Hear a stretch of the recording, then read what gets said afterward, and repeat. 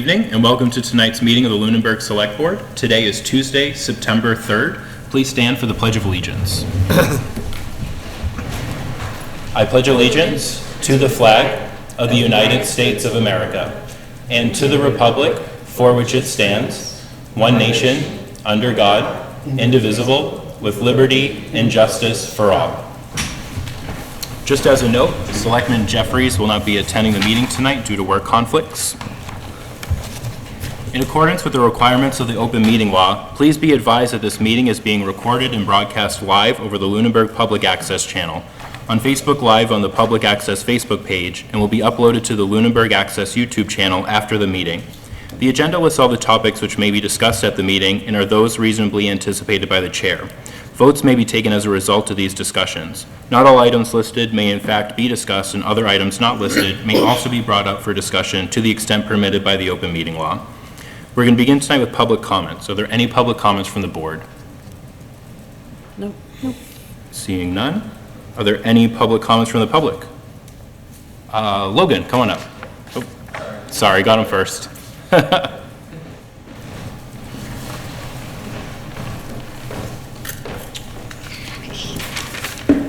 that there. Cool. Hi, my name is Logan O'Connell, 711 Page Street. I'm a lifelong resident of Lunenburg and more recently an employee of the town. I started as an admin assistant to the planning board back in early June, so you may see me on some meetings. I've watched some recent select board meetings, and I saw the concerns that were being noted about the rates of employee turnover and board vacancies in the town, and I just wanted to see if I could provide some insight on that from the experience of a new employee. In my opinion, the biggest obstacle at the moment is accessibility of information, and this isn't a shortcoming of any individual employee or any department. Everyone that I've worked with at Ritter and at Town Hall has been absolutely wonderful. Brian Gingras and the previous admin assistant Marjorie have been phenomenal in just helping me with the learning process. I would say rather it's a common systemic issue, and over the past 3 months I've noticed two consistent qualities about the town's documentation and or standard operating procedures. They're either ethereal and contained primarily as institutional knowledge of long-term staff, or they're highly obfuscated and difficult to find, use, and understand. On point one, that it's contained as long-term staff knowledge, that poses a danger of information rot, and I believe is central to the problem of self-sustaining turnover. Relying exclusively on the knowledge of seasoned staff or board members guarantees that when they leave or retire, there will be a large knowledge gap, and those gaps often require extensive duplication of effort to remedy. And speaking from experience, the experience of patching that knowledge gap is stressful. That stress directly influences turnover and resignation, and that causes further loss of staff or the board member's institutional knowledge, which perpetuates the cycle. Marjorie went out of her way to make a binder of standard operating procedures for me in my position, and without it I would have been completely lost in the beginning of this job. But it still doesn't compare to what an actively maintained resource built up across the span of a career with the town would be. And I don't believe that was in her job description anywhere. So if that isn't in people's job descriptions, in my opinion, they can't really fairly be expected to curate that type of documentation. But my end goal is that if I were to get hit by a bus tomorrow, whoever would be taking my place wouldn't be at square one. And on point two, that the resources are often obfuscated and difficult to use and understand, the internal difficulties we have with information also affect our ability to effectively provide external information, which is very important to our constituents. I came into this job without a background in municipal government or land use, and I believe that that's given me a decent insight into what the public can broadly experience when interacting with the town.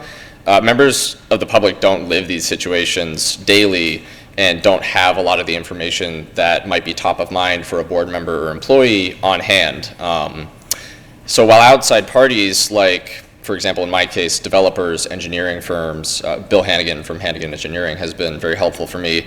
While those outside resources may retain some of the institutional knowledge from their continued interactions with the town, they shouldn't be the richest source of information for an employee or member of the public to go to, in my opinion. And as an aside, the town pays for tools with the capabilities to address these issues, such as SharePoint. But the value of those tools is not inherent. If you purchase a tool like that and the end users aren't being trained and the relevant department leaders aren't being consulted to leverage those tools for their town processes, the returns that you get are greatly diminished. You can buy as many fancy tools as you want. If nobody knows how to use them, then that's all you have. It's just a fancy tool sitting, waiting for you. And what that will ultimately require is marrying technical knowledge of things like SharePoint with institutional knowledge of town processes at a very high level. I believe that's it, so thank you. Awesome. Thank you very much, Logan. Are there Chair? any other public comments? Oh, sorry. I just want to comment to Logan. First of all, I cannot thank you enough for coming forward. We learned more in the 3 minutes that you spoke than we have probably for the past 4 months when this was going on. There was other stuff going on in town, obviously. But we need people like you. I cannot thank you enough for coming forward, because we need people from the inside to tell us this and not be afraid that what they might say would, offend somebody or the board, this board, or some other employee. That's what we needed to hear. So thank you. And if anybody else is listening and you have a different perspective or something that Logan didn't touch on, please, these are the things we need to know. Thank you, Logan. Mr. McDonald.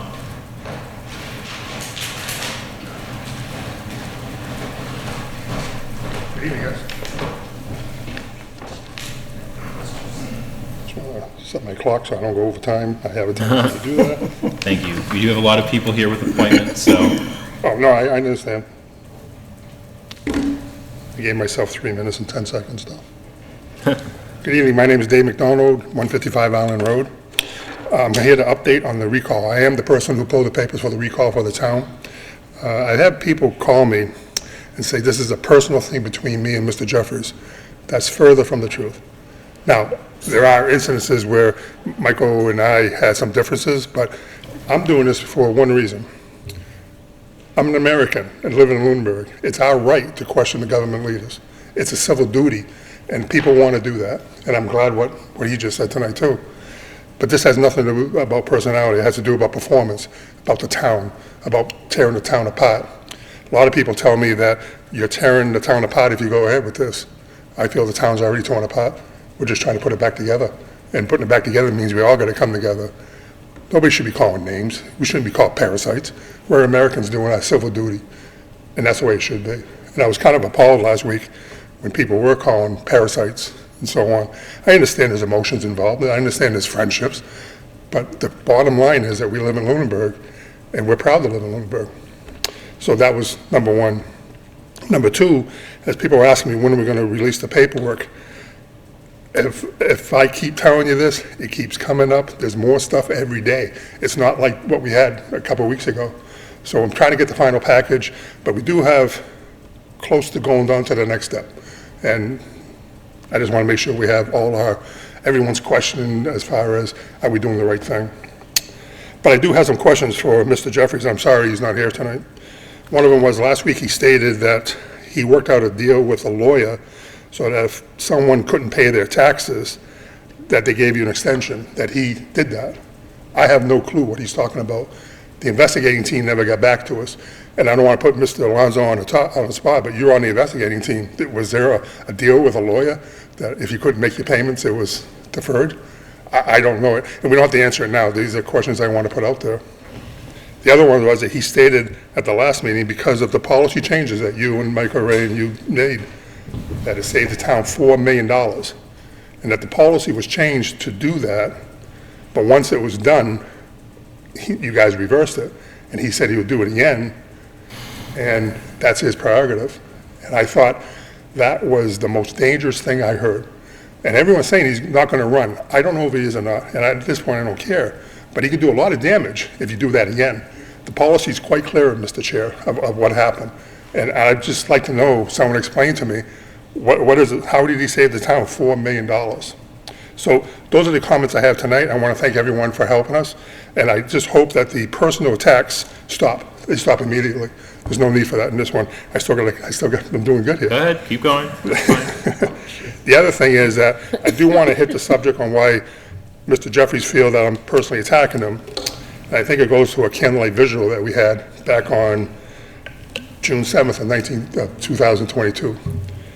And I was responsible for putting that together, getting the people together for the massacre of the kids in Vidalia, Texas. I know he wasn't happy about it.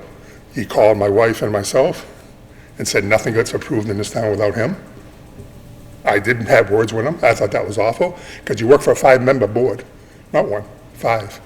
And I just see things not happening right. So if people want to see what I think happened, go to the YouTube 6/7/22. Now I'll explain it. But listen, I hate it when people say, don't say you love for the town. I do love this town. I've done a lot of work in this town. Every day we've done work, and I think most of you guys know that. So what gets me upset is when they say that we're not Americans, and that we're parasites, and that's my time. All right, thank you, Mr. McDonald. Mr. Chair, thank you very much. Yep, Thank you, thank guys. you. Good seeing you again. Are there any other public comments? Mr. Chair, I want to just respond. I know I don't have to, but I've said it publicly before, so there was no ever a meeting of the Tax Investigation Committee or the team. So we never met on anything, and so I didn't have any knowledge of that. And as far as the $4 million, I'd like to know, too, what he was talking about. As a member of the board, I don't know what he was referring to. All right, are there any other public comments from the public? Mrs. Lucio. Rhonda Lucio, 181 Reservoir Road. I wasn't planning to speak tonight, but I did send this board an email regarding something that happened at the last meeting, and I think it should be addressed publicly. 2 weeks ago when I was here, I spoke about how my support for the resignation of the vice chair or the recall of the vice chair was not based on my personal feelings. And no sooner had those words left my lips, I was sitting back there and someone approached me, someone very much larger than me, looked down at me, acted like I seriously thought he was going to strike me. And I just wanted to say that cannot be tolerated, because when you get in my personal space, then I'm going to take it personally.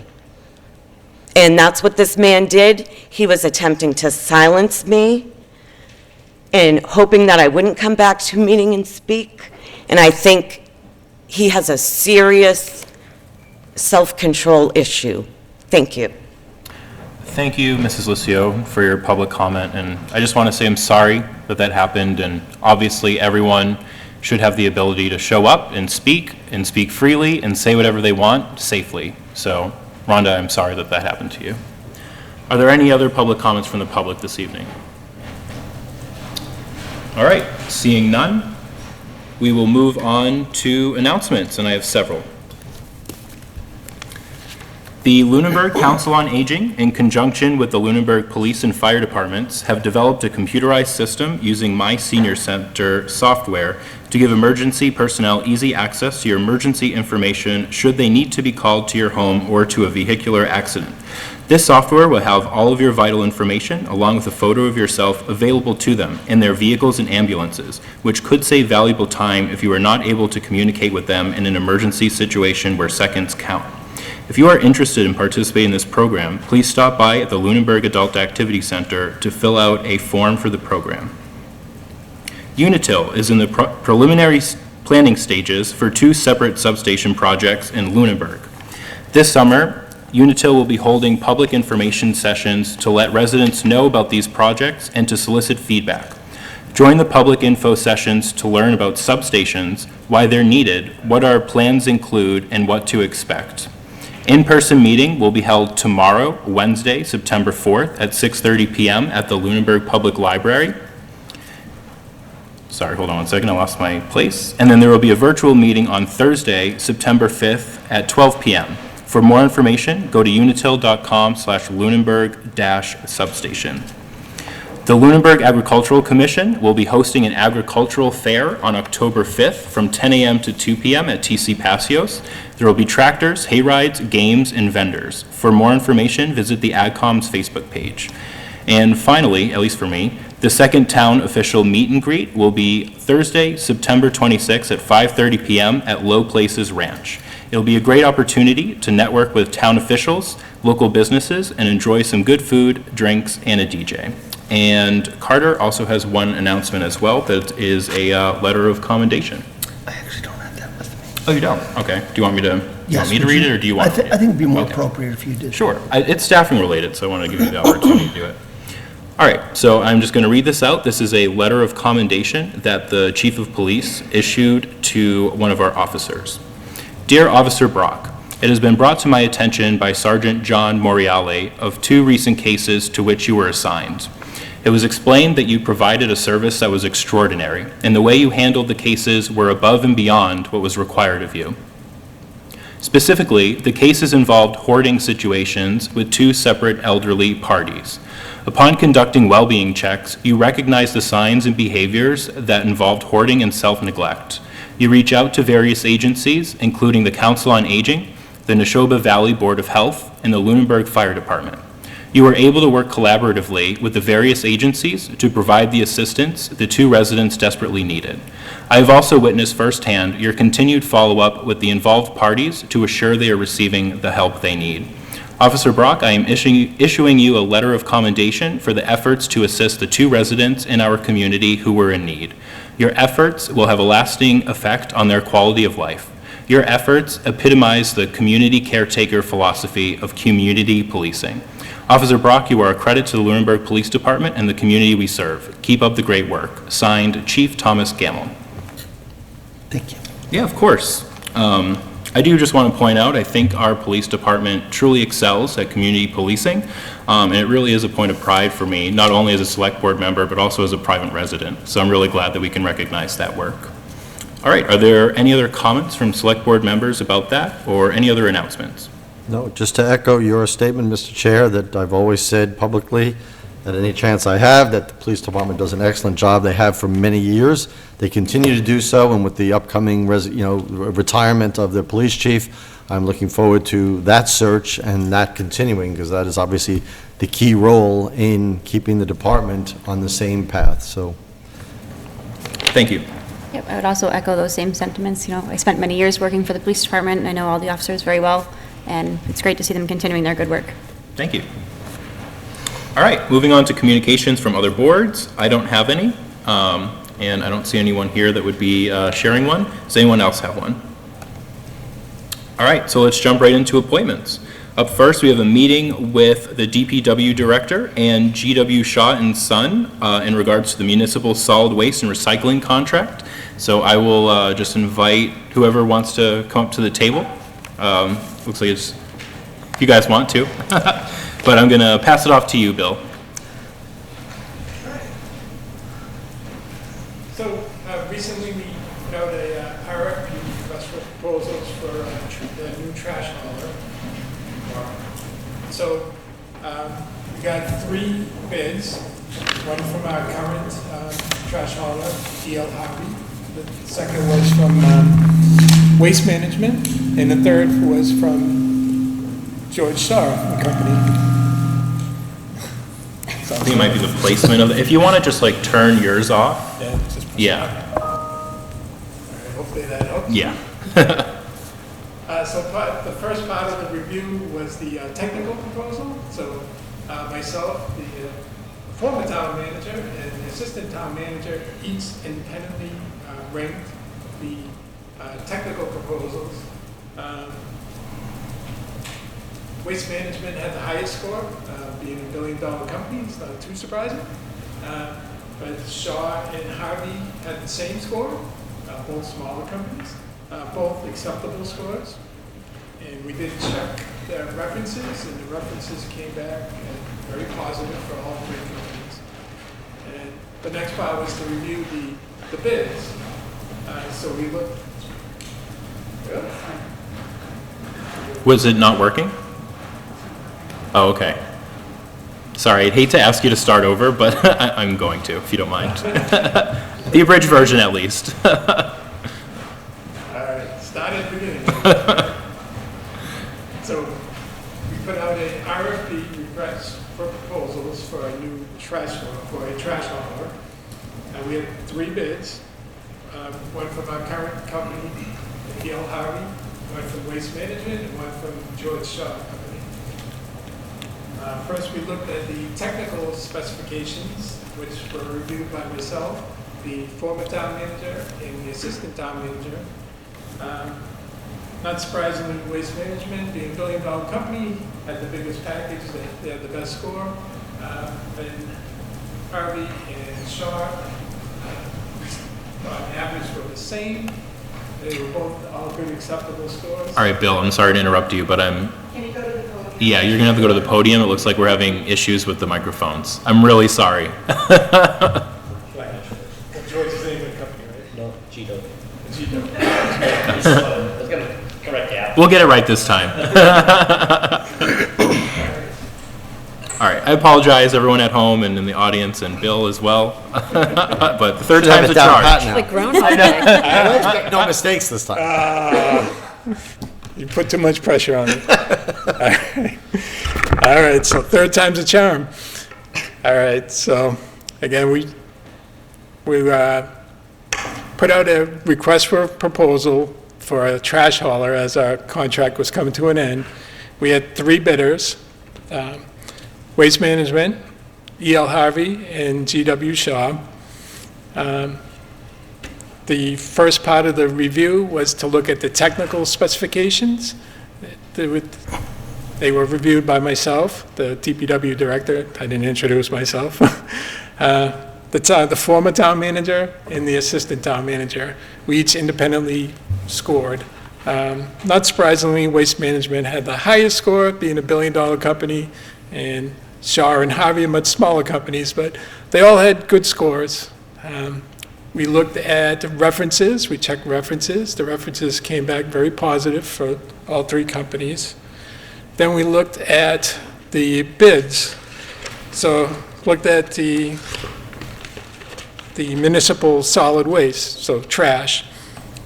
So Shaw had the lowest cost for the town. Very similar cost to what we have now. Waste Management, they were the next lowest, but a little bit outside of our budget. And our current contractor, Harvey, they had the highest scores, which was quite a bit outside of our budget. Then I looked at the recyclables. Well, just step back a little bit. The solid waste is paid for by the pay-as-you-throw system. So people buy the yellow bags, that pays for the trash. The recyclables comes out of the tax dollars, so there's a budget for that. Again, Shaw's was the lowest, and they actually, it looks like they'll be under our budget, so that's a good thing. Waste Management was a little bit over our budget, and again, Harvey was a little bit over our budget.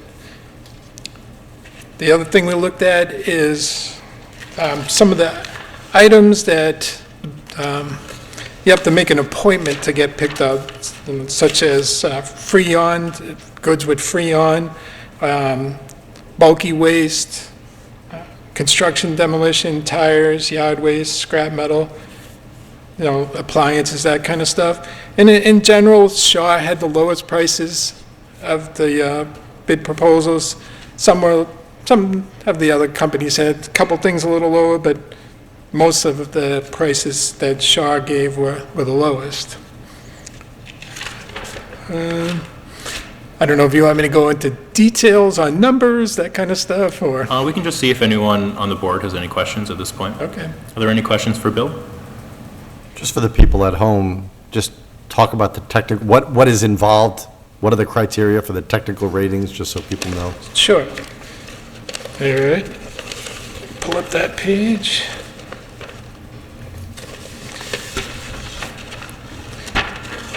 All right, so technical criteria was prior experience with similar jobs, the completeness of their proposals, the quality of the services they proposed, qualifications of the provider based on an established professional credibility, and financial strength. So we looked at their bank statements, financial records, capacity to complete the project, their past revenues, the proposed equipment they're going to have. We'll make sure they have the right trucks that are in good condition, aren't going to break down all the time, and positive references. And there was, a whole bunch of forms that we had them fill it, that they have to fill out, so that went towards the completeness of the process. Thank you. Any other questions for Bill? Go ahead, 'cause I just want to comment in the financial projections that you have, do bear in mind they're all based upon Bill's best estimate of the tonnage that will actually be put through the system this year. With respect to the recycling program, we do get a rebate on those goods. They will calculate what kinds of goods they were, what percentage, what the value of those is, or the charge, getting rid of the glass and the debris that's left as a result of the recycling process. And we may get a rebate towards each ton. However, in terms of presenting the budget to you, we assumed that rebate, not that it really will be, but we've assumed that it would be zero just for making the projection, so we knew we had a good safety level there. So I just wanted to make sure that folks understood those projections are dependent upon some assumptions. Thank you. Renee, did you have something? I just had a question. Did you only look at the pay-as-you-throw program? Did you look at the the bins that are picked up automatically, with the arms on the truck? Right. I don't know No, what you we- call that, but Right. We kept the pickup system the same, so that people won't see a difference. They could put the same barrels out that they're putting out now. Yeah, we didn't look at going with a cart system. cart, that's it, yeah, Right. okay. May I? You actually had one potential bidder withdraw when they came to realize that you were going to maintain the current system. And if you have a chance to look at my memo after this, the last paragraph, I think that over the next 3 years, you really need to take a step back and look at the program. I'm doubtful that you'll get someone to bid on the current program 3 years out. There are labor issues, there are injury issues, fortunately not too many, but you do get breakage and spillage issues.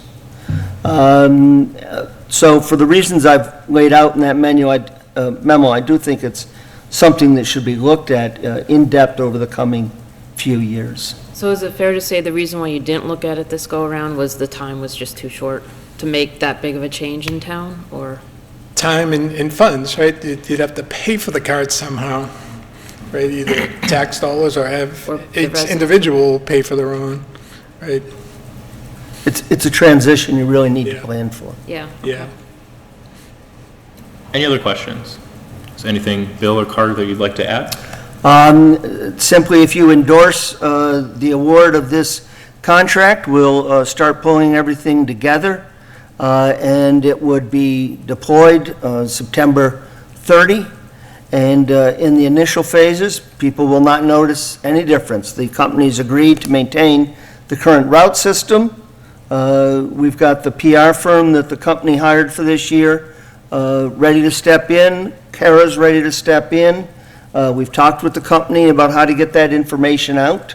And I think we'll be ready to go on September 30. And at least one element that I think I've spoken with each of you that I was worried about in this year's budget is behind us for now.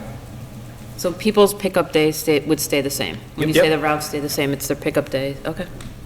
Sounds like everything is staying the same. Yeah. Pretty but- much. Except who's picking it up. Yep. Pretty much. Yeah, basically the phone number, if you want to get rid of bulky waste, the phone number will change, but everything else will basically be the same. Great, all right. If there's no more questions, I'll entertain a motion.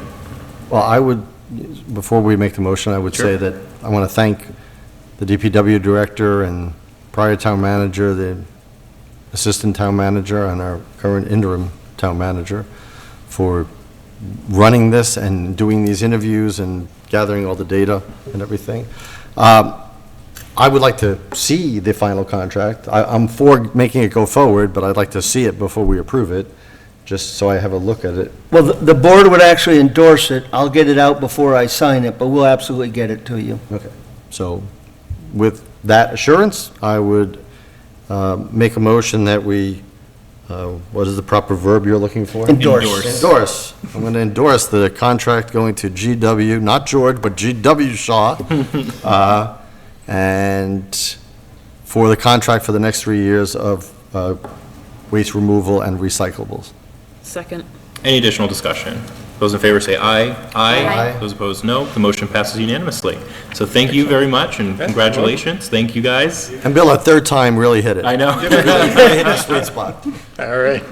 Thank you, Bill. Have a good night. Thank you all for coming in tonight. All right, up next, we are going to invite up Josie Gilchrist for an update, or several updates, really, from the Lunenburg Business Association, Small Towns Economic and Community Development Collaborative, and the Master Plan Steering Committee. So basically, this meeting came out of a conversation that I had with Josie not too long ago about how the town can be more business friendly. So I invited her in to allow her to give us an update on the work she's doing. And like I said, since she's involved in so many organizations, we're getting several of them. So where do you want to start? Which one do you want to start with? Let's start, well, I have a Lunenburg Business Association presentation, but I don't see. Yep. So, so the booth is going to run that presentation. Okay. I'm going to do the other one because it's a Canva one. I see. So when you're ready Let's for start with a the slide. small towns. Oh, okay. Yeah. So never mind. We'll do the small towns one first. Okay. So to the booth, we're going to do the one that I'm going to share first.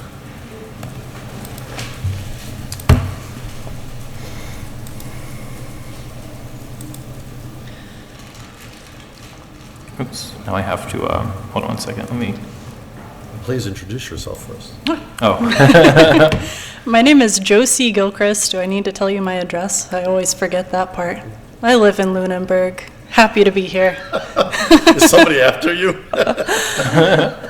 I'm Josie Gilchrist. I volunteer a lot with the town. I serve on the Economic Development Committee, the Master Plan Steering Committee. I represent Lunenburg at the Small Towns Economic and Community Development Collaborative, which we're calling Small Towns. The last time we did not have a name, so that's the last time I'm going to be saying that super long thing to you guys. You'll just know it's called Small Towns. And after this presentation, I'll tell you a little bit. But I'm happy to be here. I really love Lunenburg. Got involved very quickly with volunteering here. But we're going to start with small towns today. If you want to, do you have it yet? Yep. Okay. Oh, I paused it, hold on.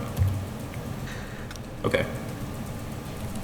Okay, we'll just leave that first. Yeah, that's fine. All right, so Small Towns, like I said, is an economic and community development collaborative. It was started by the State Representative Margaret Scarsdale and team. It's working with the 6 towns in the First Middlesex District in the rural community, so that's Lunenburg, Townsend, Ashby, Dunstable, Groton, and Pepperell. They all have different cultures, and we are all coming together to bring more economic and community development to the area with a target on rural tourism and appreciation.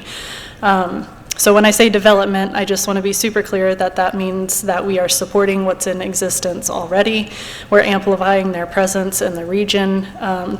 We're supporting what is already present as much as we can. Kim Craven with the Townsend Business Association and Mark Matthews with the Pepperell Select Board have been elected as co-chairs for the Small Towns Collaborative, and I serve as the representative of Lunenburg for that collaborative. It's been a slow going process. It often is when you bring 6 different towns with all different cultures and characteristics together to try to kind of see a vision for where exactly we're going, which is kind of why I put together kind of a preview for a website, our online presence. And I did that more so for this collaborative so that they would have a vision of our common goal. Like, what are we exactly trying to do? And I think that this may help this room understand a little bit more as well. But before we get started with the website and what that is, I just wanted you guys to have an update of what Lunenburg has done sitting at that table. I've worked with this collaborative in organizing elections for leadership. I pulled myself out of that race so that I could have a more unbiased perspective of the group as a whole, so that I could serve in more of an advisory position to them. And it's been great. I've been able to sit down with a lot of people individually and talk about their individual goals and how to incorporate that into the collective goal. I've created this mock website template to share a vision of what small towns' online presence could be. I've created a sponsorship request form. When we get a little bit later into it, you'll see how I incorporated that into the actual website. I've added Sandria Harp, a local realtor and social media influencer, to the Lunenburg team on small towns. She also serves on the Master Plan Steering Committee here in town. Her insight on how to get event and visitor information in front of people who may be interested in visiting the region have been extremely valuable. A very good addition to the collaborative. She serves as a social media influencer. She basically goes out to all of the storefronts and events, and she posts about it and blasts about it and does a whole write-up on everywhere that she visits. So that's exactly what we're looking for. Lunenburg currently needs an agricultural representative to serve on small towns. I've asked several in the community, but if anybody has any ideas, or if anybody in the agricultural community would be willing to volunteer to sit at that table, I know that's a different perspective that Lunenburg doesn't have right now, and it's a great opportunity. It is a once a month, probably an hour and a half that you're sitting at this table providing your insight. I continue to aid in shaping small towns, mediating discussions, and advising on efficient, effective, and fulfilling systems for the collaborative. I'll be working with the web developer to make sure that the website template that I have is executed properly and represents everybody equally and uniquely to their towns. And with that, let's go on to the the visual.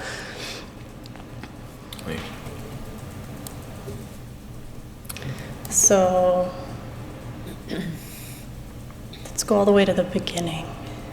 To the beginning of the PowerPoint? Of the small towns, yes. Because that's going to be kind of... the video part? Yeah. Oh, I see, okay. Okay. So you get to the small towns website. Oh, I see, okay. Yeah. I get it now. Gotcha. You want to visit North Central Massachusetts, don't really know where to start. There's the Visit North Central Massachusetts through the North Central Chamber of Commerce. You go there, they have a list of websites for all of North Central Massachusetts. And what I like to tell people is that's kind of like a tree. So you have Massachusetts, and then you have North Central Massachusetts, and then you have a little deeper into the first Middlesex district. And then from here, what's next? Say your interests are agriculture. You want to go to a farmer's market and see whatever the local farmers in this area are producing. Say you're interested in mountain biking, but you specifically want to go to this area and mountain bike. Where do you go? So it's basically a tree with a lot of different systems. So if we want to skip to the next slide. Okay. It didn't let me actually click it, so. Oh, good. This one? Yep, that's fine. So those are the 6 towns, again, that are represented. Lunenburg, Townsend, Ashby, Groton, Pepperell, Dunstable, and each one of those would be clickable. You're in Lunenburg, what do you want to do in Lunenburg? You click Lunenburg.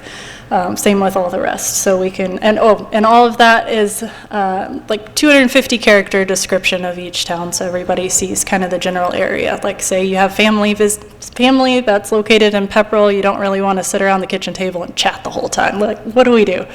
Go to the next if you wouldn't mind.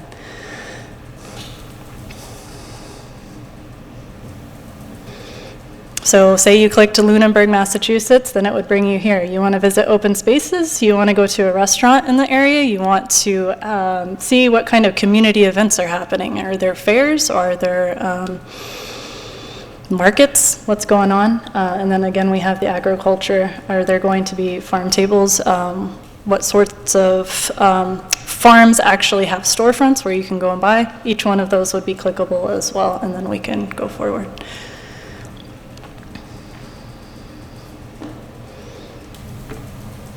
Then you have your location, and it would also be clickable to where it would sync with Google Maps or Apple Maps, but gives you a little bit more of a description of the area, and we can move forward with that slide.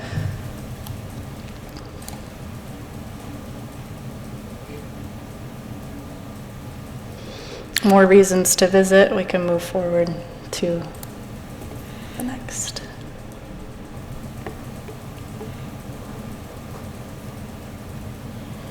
All right.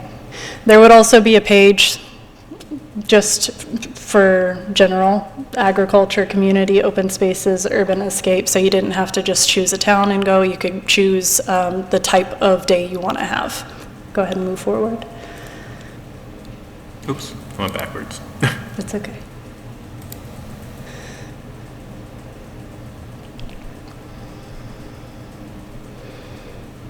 We would have an event page, and that's where we would link back to the Visit North Central. We've already spoken to Roy Nascimento, who's the president of the North Central Massachusetts Chamber of Commerce, and they've said that they would collaborate with us, and we could push any events with Lunenburg over to them, and they would distribute it on their Visit North Central website. It gets a ton of activity, so even now we should be doing that. But what Small Towns is an avenue to where it's just another step in the process. Somebody comes in and fills out an event application, we would hopefully be pinged so that we could push that information to the Visit North Central calendar and keep them updated and support the people in our area that are wanting to have events. And we can move forward to the next slide. But that was a really good collaboration that we did that we're really excited about because they get a lot of traffic already, and it's not like it's something that we have to build up already. We're going to open it up to sponsors, so local businesses could sponsor the maintenance of the website. And I think that's it of the presentation, the visual that I have. But what I'm asking for is a couple of months ago, I stood in front of the select board with a very broad idea of kind of what we were looking for. I don't know if you remember that or not, but we really didn't have much solid information. Now we've got this mock website, now we have an estimate. And I asked Lunenburg to put in 1/6 of the costs, the startup costs for that website. We are now asking for $1,200 to ROMP web services for the initiative. It's 1/6 of the cost of the startup for allowing us to have a user-friendly, safe, and aesthetically pleasing website, just like what you pictured here. And I'll be meeting with the web developer to make sure that that's what that looks like. But $1,200 is what each town is hopefully going to put forth to be a part of that website. And so I would ask the select board to consider putting that forward. I know that you would like to see a clear written up estimate, and I would send that to you, but $1,200 is not going to pivot. We have the estimate, I just don't physically have it with me today, so that's what I'm asking for to get this website up and running. I believe it's the next step in just kind of boosting this collaborative forward and its efficiency. So I'm not sure the process and what you would like me to do next with that, but I do have a number, and now I've got visuals for you, which is what you asked for last time. So I do actually remember when you first came to us when this was an idea, and now that I see it and I understand what the vision was with it, it's so much cooler than what I originally thought it was. Because at first I was just sort of imagining a directory, and it's not that at all. No. So it allows people to go and, for lack of a better term, you can find experiences in certain areas, and you can narrow down to a region and go to a town. So there's that discovery option for anyone who's looking to try something new in Massachusetts, I guess. And it also could potentially allow for us to better publicize events that are going on in town, so that they're not just town events, maybe they're like regional events or something. Yeah. So I really like that idea. It's really cool. I do too. I'm really excited and happy to be a part of it. Yeah, totally. So was this, I have to ask, did you include this in the ARPA requests? No. No, okay. The only request I put in was take off one hat, put on the other, the Lunenburg Business Association. Yeah. Okay. Got you. Okay. So all of that has been allocated at this Yes. point. We're not accepting new applications. Right. So ARPA wouldn't be an option for funding. So we would have to wait a lot longer and to see potentially if we wanted to fund it. And it wouldn't really be something that we could do ourselves. But I will open it up for questions from the rest of the board first. I think it's a great presentation, exactly what I was looking for when you came the first time. Oh, good. I do have one question Sure. before I lather on more praise, but, so, you've talked about this site will link to other things. What site are you looking to link to as a parent to get to here? Like, where will you advertise that people will land here beside a direct search? Are there any other places, you know, like, for instance, we have the Johnny Appleseed Visitor Center and things like that. I mean, are you communicating with them to say, hey, put our website on your site? Yeah, every meeting that we have, we bring in another individual to collaborate with. We have attended several economic development events through the North Central Chamber that provides a lot of great resources for economic development in the region, just to simply educate ourselves as a collective on what our next steps need to be. This is going to be our online face, like this is what it is. The link backs that I would love on there would be, click Lunenburg, you have the option to go to the lunenburgma.gov website, and same with Pepperell, Dunstable, and so forth. And then in that calendar, you just link back to the Visit North Central. But each of those links work both ways. It's not going to be a one-way street for us. Does that make sense? Yes. Okay. So, needless to say, if you've ever developed the website before, which it sounds like if you haven't, you certainly are well on your way, but if you have, you know what I'm about to say, which is, you know, websites are only as interesting as the updated content. So getting it started Yes. is important. Yes. But keeping it dynamic and keeping it changing, so hopefully you have an eye to that already. As far as the money, we've given money to places that were far more money for far less return, I think. So you have my commitment to make sure somehow, wherever we get it, that you can get the funding to get this started. I think it's Yeah. great. And you obviously, your whole team and the whole group has a very good amount of positive energy and traction. I hate to stall that because we didn't come up with $1,200. And with that, I'll say you're not going to, because of the sponsorship request letter that I formatted for businesses too. Because it's just as much for the small businesses in the areas that we're trying to get people to visit and appreciate. My business will be a sponsor on that website because I see the vision in it and I see the potential traffic that it'll have. I don't have a storefront. I'm not a bike shop. I'm not a farmer with a really cool place to visit. But I have a construction company, so I'm going to be putting money into this to get this website maintained. That's going to be where the continuous costs are going to, the continuous funding are going to be coming from. There's the small businesses in the area that want their logo displayed on there with another clickable link back to their business website.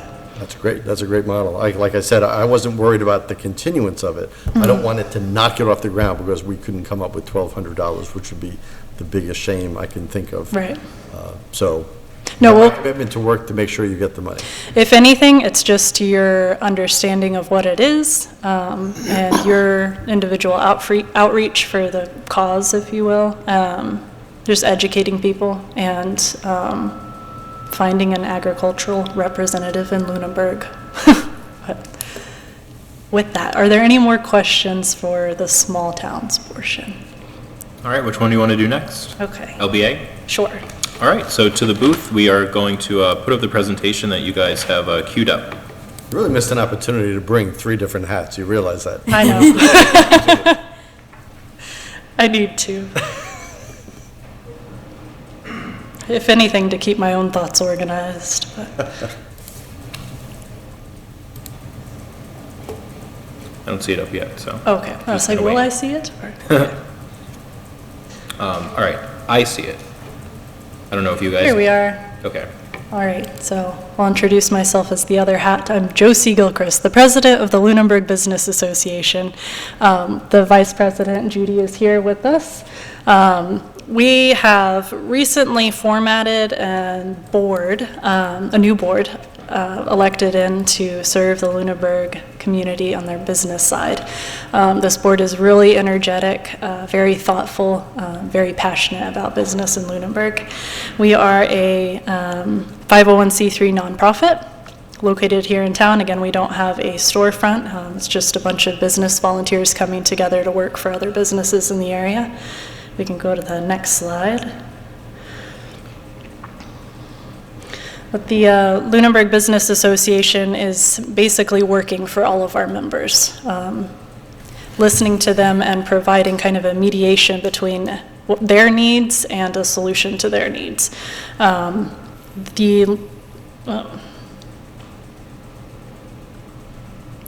notes are stuck. Our mission is to empower local businesses by providing a platform for networking, promoting economic growth, and advocating for the common interests of our members. We can go to the next slide.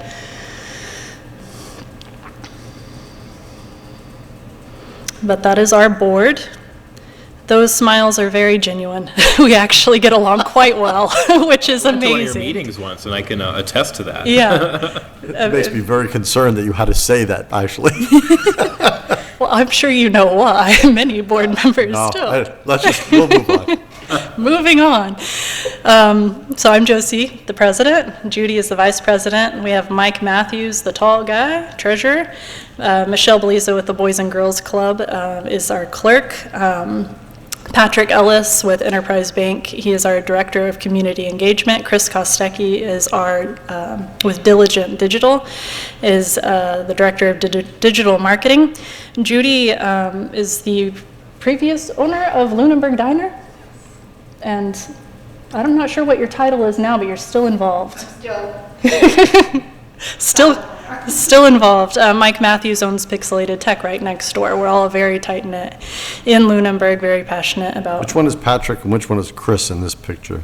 Patrick is far right Okay. by Michelle Beliza. Yep, okay. We can move on. The Lunenburg Business Association has 34 active members, and membership continues to grow as we have more mixers, more events. We are actually planning an upcoming event at Il Forno where we'll invite people that are interested in learning more about the Lunenburg Business Association, current members and those considering becoming a member, to come and mix and mingle, and it's a very positive experience. One thing that I really, really loved about the Lunenburg Business Association when I first started my business here is I'm in the construction industry, like I said. There's a lot of people in the construction industry. And what I like about the Lunenburg Business Association is that I think there's like 4 other construction companies that are in the Lunenburg Business Association, and when we meet at these events, we are all chatting about the projects that we hate the most, projects that we love the most. Like, there is not 1 ounce of competitiveness, but it's all just full of support. And that's what I find with a lot of our members, is that it's not a platform to be competitive, it's a platform for collaboration. Hey, do you like building stairs? Oh, good, because I hate it. I'm going to push all those projects over to you. You know what I mean? It's building a network of businesses or business resources and organizations so that everybody can just take the next step higher, rather than pushing each other down all the time. So we provide, we can do the next slide. I don't know what slide we're on. Got caught up. Okay, next one. That one. So we provide community connection, advocacy, and education and resources. We can do the next one. We provide collaboration, local economic growth, inclusivity, ethical business practices. We can go to the next one. The Lunenburg Business Association aims to be a catalyst for positive change, a resource for local businesses, and a driving force behind the sustained economic vitality and community well-being in Lunenburg, Massachusetts. We can go to the next one. A couple events that we've done. organized by Judy here, we did the Meals on Wheels, where we collaborated with the Adult Activity Center. We provided, I think it was socks and cookies and puzzles to their Meals on Wheels project. Judy, do you remember exactly how many we donated? I want to say about 50. 50? Yeah, 50 recipients. So, and this was funded by business sponsorships. A lot of local businesses came together and funded this project. And that's another thing that the Lunenburg Business Association does, is put businesses in front of projects that really serve people. Not everybody has a lot of time, but a lot of businesses have some extra money to give, or some people have time, some people don't have enough money. You know what I mean? And so we provide both opportunities. Do you want to serve? Do you want to support? What do you want to do? And we provide people an avenue to do that. And Meals on Wheels was really neat to see. We can go to the next one. We had a Mingle and Meet the LBA, which we'll continue to have. It's one of those events that we're going to just continue to have for people that want to be educated about what the Lunenburg Business Association is. We had an ice cream social at Cherry Hill, and what was cool about that is we had this huge table of a bunch of promotional products, and what typically happens is just the people that we invite come and put things down, take a little, but having it at Cherry Hill, there were a lot of families that came and played with our cornhole thing that we had set up there. There were a lot of families that came and walked around our table. So it was kind of an interesting thing that happened that we didn't really plan for, as we were there to support businesses and to provide an opportunity to mix and mingle with each other's families. But other random people came and became a part of it, and it was really neat to see. We had an idea, we haven't spoken to Cherry Hill about it, but if any business wants to sponsor Frisbees or balls or a cornhole thing at Cherry Hill, that may be cool, because we got a lot of people to play with the Boys and Girls Club cornhole, and that's good sponsorship. But these are the things that happen, and a lot of the creativity that happens in the Lunenburg Business Association. We can go to the next one. Another event that we have coming up soon is the third annual charity golf tournament in support of the Boys and Girls Club. And we have a lot of sponsors that have sponsored holes for this golf tournament. We provide them an opportunity to get in front of people again and support a great cause. And that's coming up on September 8th. A lot of local businesses have supported, again, by providing raffle prizes, gift cards, just regular gifts, any merch that they have. And it's always a really neat thing to see that check provided to the Boys and Girls Club, because it's actually a really fun event, and all these businesses again come together to make that happen. We have our trunk or treat coming up. The date is not announced yet, but we are working with the school to make sure that our dates kind of match with, I think it's homecoming around that time? Oh, I don't know. I don't remember. Yes? Okay. Homecoming event that happens around that time. We don't want to bump into them. So we've actually formed more collaboration with the school department to make sure that our events kind of help each other. So the trunk or treat, all these businesses decorate their trunks. They provide promotional opportunities to the adults that come through, candy to the kids, and it's another really great time. And go to the next one. More things in the works are Fabulous Fall Cleanout. It's a dumpster fundraiser to support the Lunenburg Business Association in the collaboration with Been There Dump That out of Fitchburg. People can fill up their truck, pay a rate for their vehicle size, come and dump their trash, and it really helps people that don't have enough to justify getting a roll-off dumpster, but too much to put in the, dumpsters on the side of their road. We have our holiday mingle with the LBA. That'll be at Il Forno, kind of like our mix and mingle with the LBA event. We're collaborating with the Neshoba Valley Chamber of Commerce to have a lunch and learn. We heard from a lot of our members that they needed to be educated on business taxes with their business. So we're providing an opportunity for them to learn about that. And then in the spring, we are collaborating with the Parks Department. Hopefully, we had our initial conversation about that to have an all-vendor fair. And what that is it's not limited to just agriculture, not limited to just artisans. It's everybody. An IT company could be next to a baker, it could be next to a petting zoo. But it's going to be big and it's going to be fun, a really big community event, and that will, again, pair nicely with the Small Towns Collaborative as well. And with that, ways that you can support the LBA is just educate people on what you've learned today about it. make donations, follow us on Facebook, Instagram, and subscribing to our newsletter, sharing what you've learned, becoming a member, hosting one of our mixers, and offering more collaborations. We're always open to that, and that's the end of that one. Awesome. Are there any questions? Well, great work. Okay. All right, we've got one more, right? Or two, actually, I think. Oh, one. Master plans, yeah, okay. The what? Master plan steering committee? Yes. So it's the no, economic development. Oh, that's right, yeah, there Yeah. are two. Okay, yeah, I knew it was right. Okay, so with the Economic Development Committee, we're having our second annual town official meet and greet. That's happening on September 26th at 5:30. That has an end time at around 8:30. That's, again, open to every business in Lunenburg, people that have an actual brick and mortar business in Lunenburg. You work out of your home and you're trying to kind of get more off your feet. You are interested in business in Lunenburg, you're an organizational resource for small businesses in Lunenburg, but it's really to, again, mix and mingle with those businesses while forming connections with town officials. And what we're pushing for there is there's a lot of business networking that happens, a lot of getting to know other businesses, but what would happen to your business if you got to know your town officials and your town staff, the way that you get to know those other businesses? Do you have that face-to-face connection? Do they know your name, know your face, and know what you're trying to do in Lunenburg? Because that makes a difference to add that personal piece to it. I'm sure a lot of papers fly through your desk, you don't really know who the person behind it. And again, I bring up that example of construction. There's a lot of construction companies, but what sets me apart is me. And so that's what we're trying to do with the town official meet and greet. And we would love it if you all would support and attend. You get free food, good music, drinks, why not? So, September 26th. It was a really great event last year. It was really good. It really was, so. Fantastic event. Yeah. It was really good. And again, that's supported by small businesses.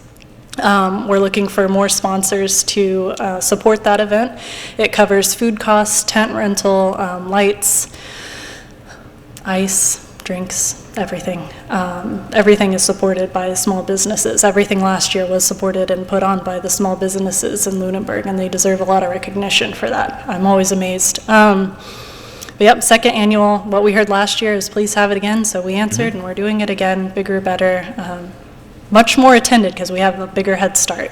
Yep. And I've been really plugging it in announcements. Yeah. I'm mentioning it every single week, so. Well, good. We'll see if that actually does anything. Yeah, hopefully. And I always tell people that's at the, I think it's 441 Goodrich Street, not the feed store location on Leominster Shirley Road.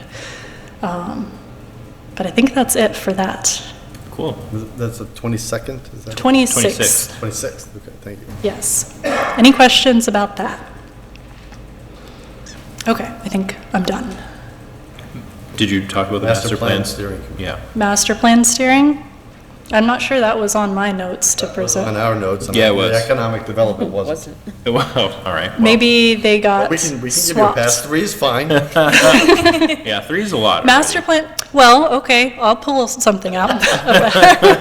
The Master Plan Steering Committee, we kind of put on a little halt for our committee because everybody was traveling, and we have a very large committee of 14 members. We're still looking for a member from the Zoning Board of Appeals, and that'll make a full committee of 15 members. It's very hard to get a quorum. So we kind of put a halt on it on the spring and summer. We'll pick up again probably next month to get everybody a chance to review some documents that I send out to everybody. Come back more energized. I saw it kind of decreasing morale. A lot of people showing up for meetings that weren't able to actually happen because a couple people didn't show up. And things happen, emergencies happen, and you can't hold them to it. But it is a very big committee, very hard to get people together. But one thing that may be beneficial for you all to know, what we're hearing from people with the master plan process is that people really love the sense of community that they have with their neighbors in Lunenburg. Community has come up a lot. They really want that community feel. So I would encourage you all, I think it starts with the select board and starts with the town manager's office for that rippling effect through the offices in Lunenburg, to not lose that sense of community in serving and volunteering and communicating with each other too, because that's what the residents want, and you all are residents. But don't forget that when you sit up there, and don't forget that when you go home too, that your work here is very important. And I think allowing all of these people to come in person and talk to you, even though some of us are angry, and maybe you go home and take a nap like I do, because you can't handle it anymore, that you're doing really important work and you're doing the community service that people are asking you to do. So thank you very much for that. Thank you so Yes. much, Josie. Was that a good? Any final questions? Okay. I wonder how she finds all the time in the day. Yeah, I don't know. I don't sleep very well. And I also I do have one more thing Yeah. to say. Well, first, like, my observation is that, yes, you do a lot of work, but you're also at, like, a really critical perspective, I guess, where you're, like, really uniquely qualified, and you're working hard to bridge the divide between, like, the public sector and, like, the private sector. Yes. Right? So you're a town volunteer, so you understand, like, that side of it, but you're also a small business owner, and you're, like, really involved with that community, and that's, I think, is just, like, absolutely critical. But I also wanted to share, so the real, like, issue that, like, initiated our meeting was the licensing and event application process, because I was looking at it, those forms look really old and it looks like they can be modernized. So I wanted to get your perspective, like, from the business side, like, what is this process like, and where can it be improved? And we're actually doing a lot right now. Josie knows this, so this is more so for the board and the public. We're really working a lot, and by we I mean staff, to move all of that to OpenGov, so that it can all be digital processes. And actually, I'll shout out Brian, because he's here right now and he's really leading that effort. So that, it's really important too, and I think making that experience and that process easier for businesses is one thing that the town can do to be more business friendly, to answer my original question to you. But I do want to ask you, like, other than that, what else can, like, we actually do as a board in terms of policies, practices that can just be, make the town a little more business friendly? Well, I did have a great meeting with Annie and Carter earlier today, where they shared their desire to put all the application processes towards OpenGov. And we actually talked about the need for, what was the word that you called it? The small group that comes together, you're giving me the face, beta testing? Beta testing? Yeah. Where, yes, you put that information up there, and it totally makes sense to you because it came out of your mind with a solution that you're tasked to solve, but does it make sense to the people that are using it? And I got really confused with the application process, and I'm really involved in the town, the paper application process. If I'm really confused, everybody, I think, is kind of confused a little bit or slowed down. Because there was one applicant who came forward, I forget exactly what happened, this was in like June or something, but there was some issue where there was confusion over the application process, and we had to send them away, and they had to come back like a month later. So, that's sort of like where this originated from. Right. So. And I think just having that small group to come and kind of just politely nitpick at the wording on OpenGov whenever they're live, before they're launched, would really help kind of remedy the attitude going into it. Having a group of people that don't really know the process behind it, but just coming in kind of with a blank slate of, okay, I'm in the mindset of I'm trying to host an event in Lunenburg. Does this make sense to me? And just making sure that the wording makes sense so that it's a lot less work on your end. And two, when it makes sense to people when they're spending the time sitting down after the kids go to bed and they're trying to finish this last task and it makes sense and it goes through smoothly, they're going to be happier when they approach you. And so that's, like you said, that mediation and that bridge together. But I do think the idea of having that group together to go through and fine-tune the wording and add a little bit more education maybe to those sites whenever they go live will be really important. Awesome. Yeah. Well, thank you so much for this brainstorming session that we had, and I'm glad that this is the result of it and that we were able to share all this with the community. So thank you, Josie. Thank you very much. Keep up all the good work. Yes. Have a good one, guys. You too. All right. Up next, we are going to move to a meeting with the building commissioner for earth removal permit renewals. So I remember last year we had the applicants up for this, and this year it was scheduled with the building commissioner. Just wanted to ask, is that okay if we just meet? Okay, cool. All right, so Brian, coming up.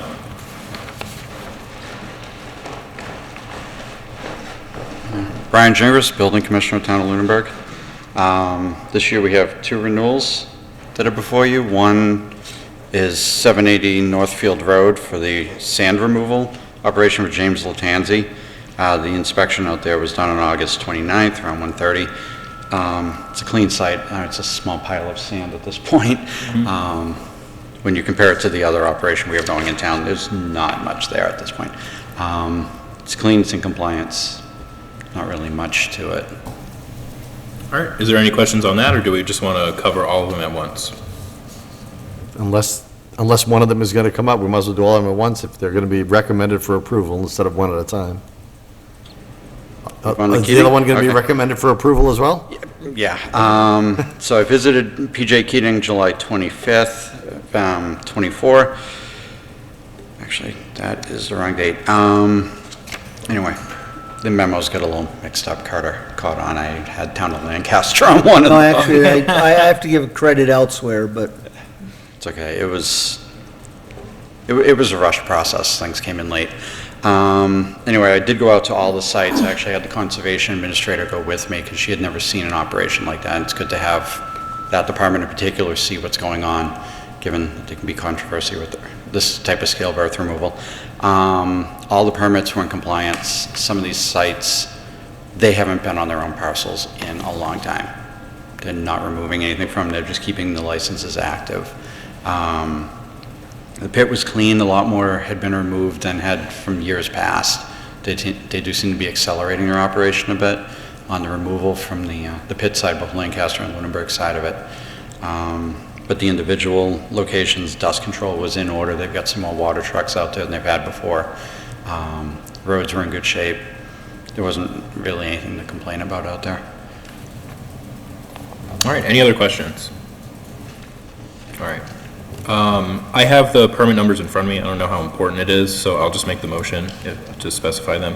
So I move to approve the renewal of earth removal permits number 15, 16, 17, 27, 30, 57 for PJ Keating, and number 61 for 780 Northfield Road. Second. Any additional discussion? Those in favor say aye. Aye. Aye. Those opposed, no. The motion passes unanimously. Thank you. Thank you. Thanks to the building inspector for doing the inspections. All right, up next, we're going to move to interviews, appointments, reappointments, and resignations. So I'm going to pass this off to Carter. we have before you tonight 2 proposed appointments subject to your ratification. The first is the position of Administrative Assistant in the Conservation Commission. The position's been vacant since August 2nd. We received actually 80 applications, according to the Assistant Town Manager. 10 were narrowed down to with relatable experience, and that was then narrowed down to 5, which were interviewed. Madison Berthet has the administrative and accounting experience that we believe is necessary in this position and is able to start later this week, subject to your ratification. And Brian, you sat in on those interviews and is able to answer any questions that you might have. Cool. Are there any questions for Carter? I guess, did anyone on Conservation Commission get a chance to? This happened before I was able to start implementing Okay. that.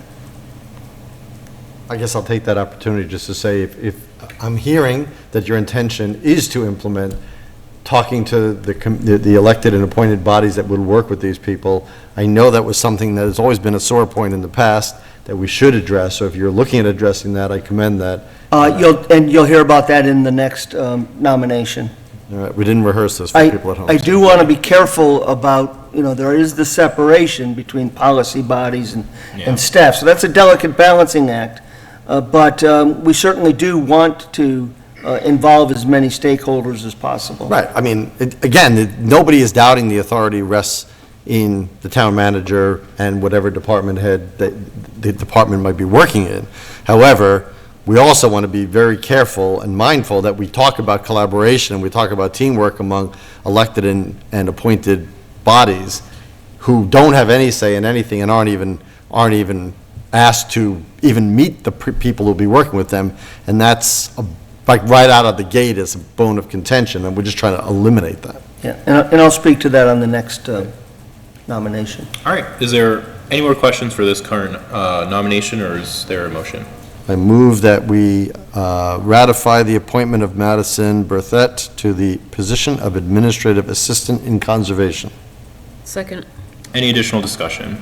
Those in favor say aye. Aye. Those opposed, no. The motion passes unanimously. All right, on to the next one.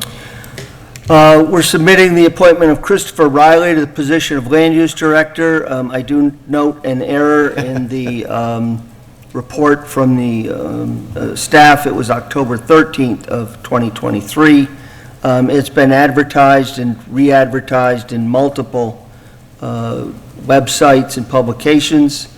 And from the original publication in October through May, you received 11. And since then, we received 2 more. Out of that group, we had 3 applicants interviewed in total. Chris holds an AICP certification, Master's in Program Policy Planning and Policy Development, and a Master's in Program Geography and additional education. He has approximately 25 years of experience in this field. The initial interview was conducted between the Assistant Town Manager, HR Director, and the Building Commissioner, Land Use Manager, Mr. Gingras. And then I interviewed him, and we invited the chairs of the Conservation Commission and Planning Board to attend. They did attend, and towards your point, Mr. Alonso, we did ask if there were questions. They were texted to me. They were written down so that I could pose them in a manner that was legal and wove into the other questions that were asked. And before a final decision was made, I did have a discussion with those that participated in it. So they had an opportunity to weigh in. And again, we'll try to refine that to hit that right balance between involvement and separation of those powers, if you will, that are spelled out in the charter. Pending your ratification, Chris is prepared to start Monday, September 16th, and we think he'll be a great addition to the team. Awesome. Are there any questions for Carter? And again, Brian was in on those interviews. Cool. Any questions? Just one, I don't see, I mean, I'm not looking to see the person's resume, but there was no indication of what towns he's done his previous work in. Sure. He's just recently left Saugus. He's also been in Lincoln, and we'll get you that out in the next day or so. Okay, well, I mean, that's fine. All right, cool. Any other questions, or is there a motion? I move that we ratify the appointment of Christopher Riley to the position of Land Use Director. Second. Any additional discussion? Those in favor say aye. Aye. Those opposed, no. The motion passes unanimously. This will be, All right. this is, I mean, both of them are good to fill, but this one is really important. I'm so glad after almost yeah. a year that we will have this. I hope Mr. Riley works out well. I Yep. hope both of them work out well, sorry. Here, here. All right, on to the interim town manager report.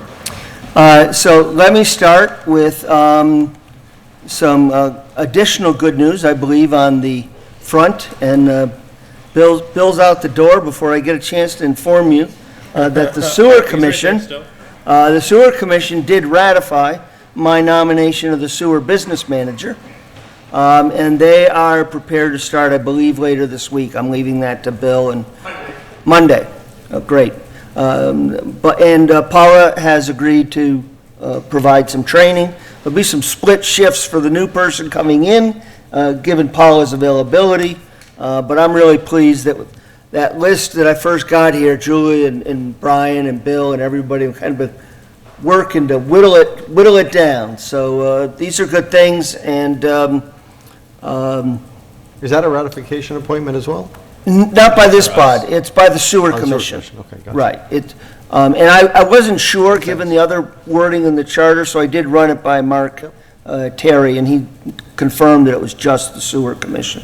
Excellent. Thank you, Bill. Thanks, gentlemen. With respect to board, committee, and commission vacancies, I do want to let you know, and I believe we sent you a copy of it, the sewer commission, with a minor tweak here and there, which I thought were good improvements, approved a letter that went out to all the folks in the sewer district, telling them about the important work that that commission does, and encouraging one or more to submit applications and, to give me a call, and I'd be happy to chat with them. Now, we're good until roughly early November, because the sewer commission had delegate some functions, processing of weekly bills, that kind of thing, to the staff.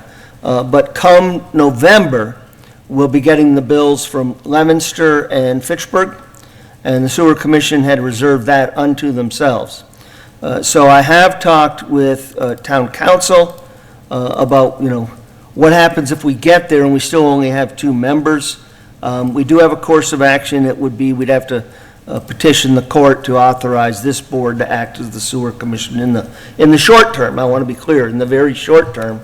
But we're certainly hopeful that folks get a chance to read those letters from the office of the town manager and perhaps step forward for the sewer commission itself. For the balance, we have the agricultural commission, and if you're interested in that and you are attending their October event, find one of the commission members and chat with them. The Architectural Preservation District Commission, Board of Health, Conservation Commission, Cultural Councils, Green Communities, Historical Commission, Open Space, Personnel Committee remains bereft of any membership at this point. The Sewer Commission, which I've just spoken to, the Stormwater Task Force, the Zoning Board of Appeals, and I have made a note to talk with Brian and some others about the Master Plan Steering Committee. 15 members is quite a bit, and we do have that vacancy, so I want to revisit that. I think, when Chris comes in, that would really be a prime meeting for him to start and kick off with. And again, if anyone out there has any questions, give the office a call, send me an email, be happy to chat with you one-on-one.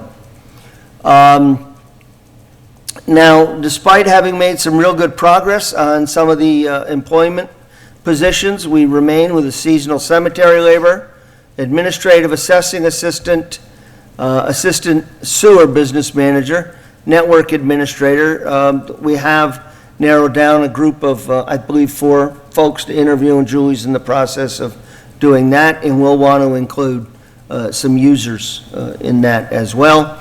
And my understanding from the chief is that he anticipates submitting the name of a public safety desk clerk later this week.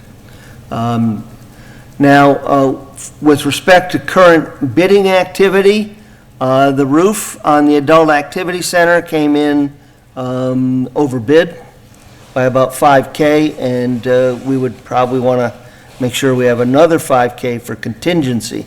Awarding a contract, especially on a roof, without any contingency in hand is simply something I don't think we want to do. Historic property survey bids are due in September 12th. Something of keen interest to me, of course, is the town manager recruitment services. Those bids are due this Thursday. We can hopefully have them under contract next week in time. I'm not sure when your next screening committee meeting is. Is it the 11th? Does that? I don't, off the top of my head, I can look it up while you're Well, continuing. we hope to have, that contract done and that party in front of you Right.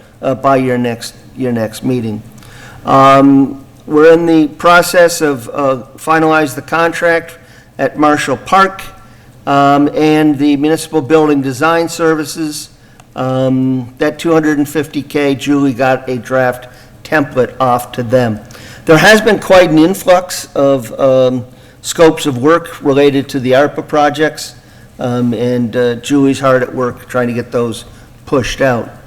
I want to update... Mr. Town Manager, I'm sorry. just to fill in that information, so the Town Manager Screening Committee is due to meet Wednesday, September 11th. We hope to have the contract done like Monday, Tuesday, and have that party Ready, yep. in front of you that Why evening. That's why we put it on the Wednesday. Yep.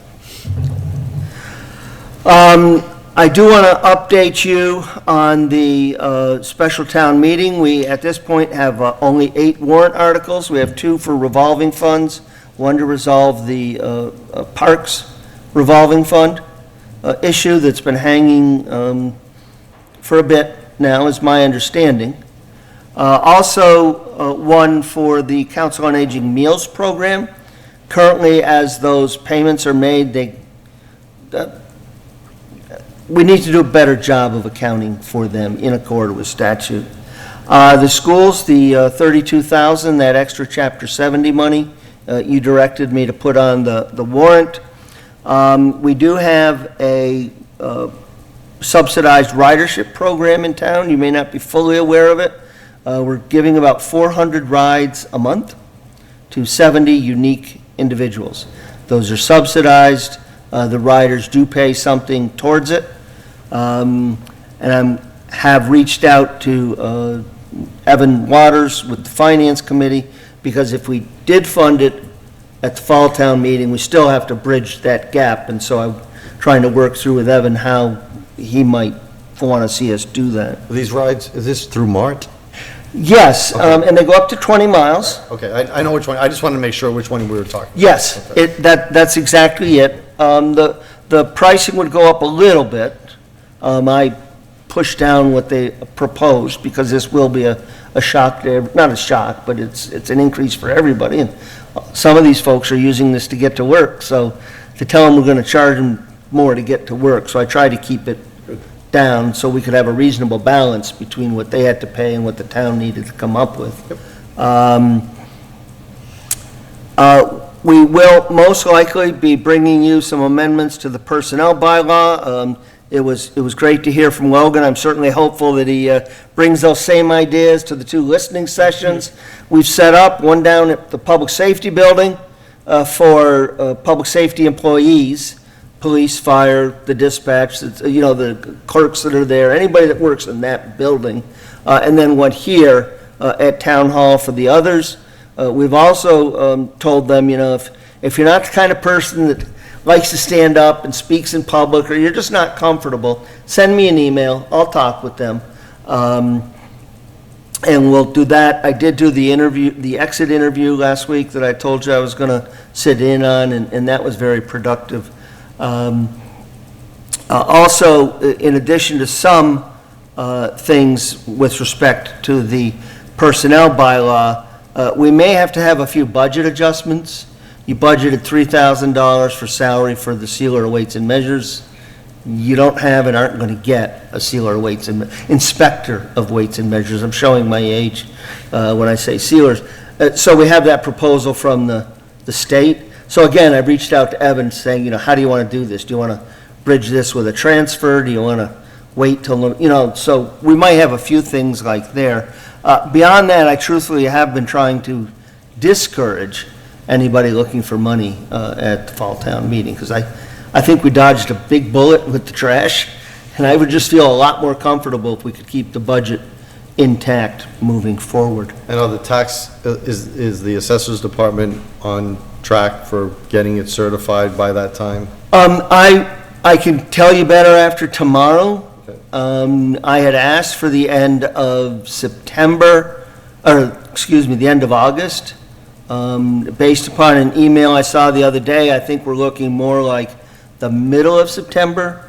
And Izzy's, Mylene, you may recall, had COVID for a while, but the reconciliations are looking good. Izzy spoke in terms of having the trial balance by the middle of September. So I'm comfortable at this point that we should be able to know what our free cash is and our levy capacity by October 1 to October 15. Thank you. Just so you'll know, I'll be in the office next Tuesday, Wednesday in the afternoon, I have a commitment in the morning, Thursday, and then I'll be here Friday morning as well to get my time in with you.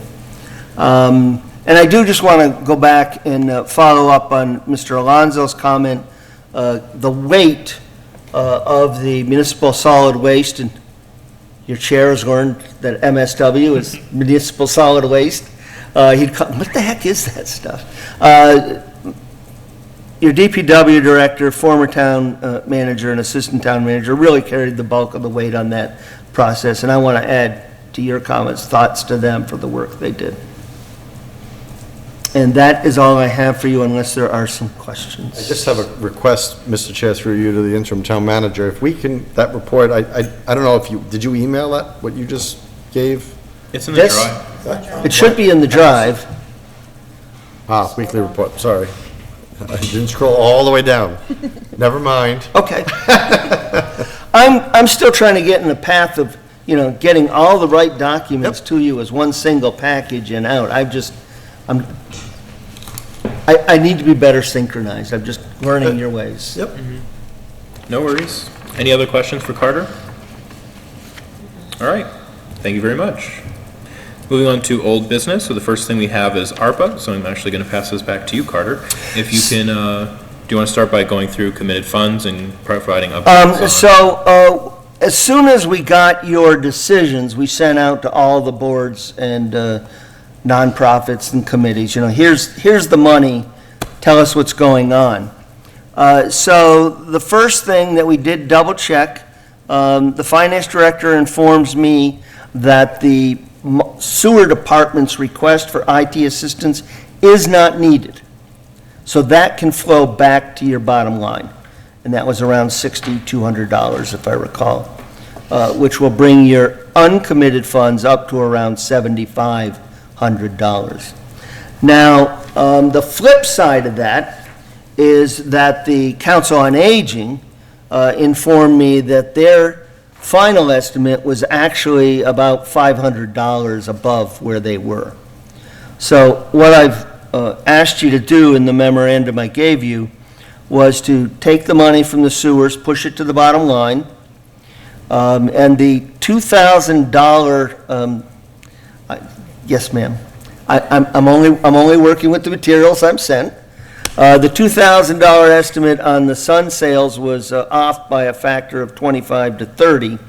So we scrubbed that one completely, take care of the council on, 25 to 30 times. yes, sir. $50,000 to $60,000. That's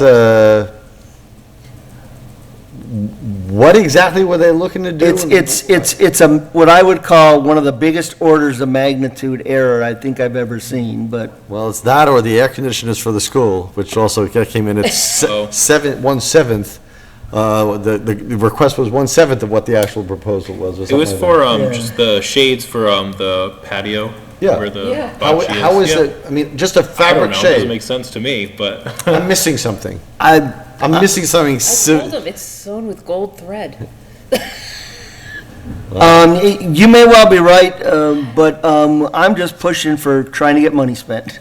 Yeah, totally. So what I'm suggesting is that we give the Council on Aging that extra $500, $494, I can't And that- remember, it's in the yeah. memo, and we push that down to the bottom line as well, which will give you something on the order at that point of around around $9,000. I don't have the exact Yep. numbers. So FYI, the thing about the, why the Council on Aging cost was more expensive for the kiosk and the chairs, it was just because we weren't accounting for fees, shipping and tax, et cetera.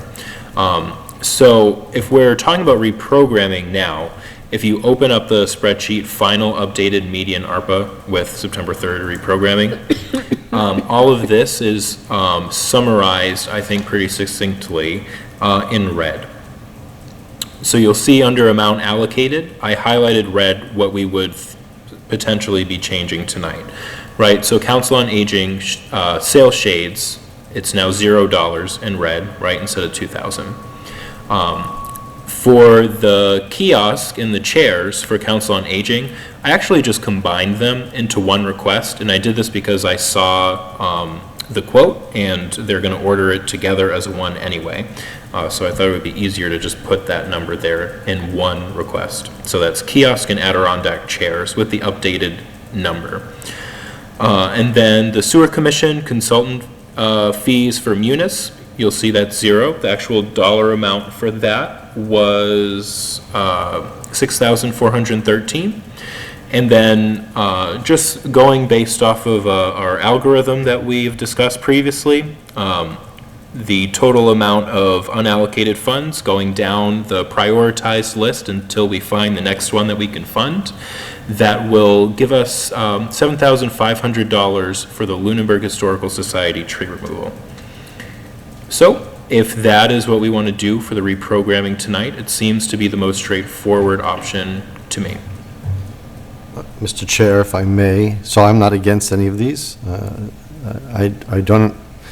I can certainly be puzzled, like many of us, how we can put in a proposal for money and then be off by, orders of magnitude beyond that. But that being said, I'm fine with this. I want to add that although it was not added, and I don't know if that group was approached or not, but when we heard from Ms. Gilchrist tonight, I'd like to put that $1,200 is nothing in the scheme of things. I think that website and the energy that group has will more than pay for the $1,200 to get people into town. And I'd like to keep that get that on the list somehow. So we did rank requests from the Lunenburg Business Association, but like you said, it was not included, or like Josie said, it was not included. I do want to be the voice of caution, and I'll say what the exception is for this case in a second, but we shouldn't just be accepting new requests after we went through this process and we created this list. But something that I thought about after we were talking to Josie, just like we pulled the Village of Flat Hills out because we had that quote-unquote gentleman's agreement, we sort of said, yeah, we'll fund this without actually committing to it. We did the same with Josie too, if I remember correctly. I remember we had that meeting with her and we all sort of voiced, support for it. So I want to be clear, see that in my consistency, I'm not asking that we do that. Yeah. I'm asking that that 1,200 not get lost.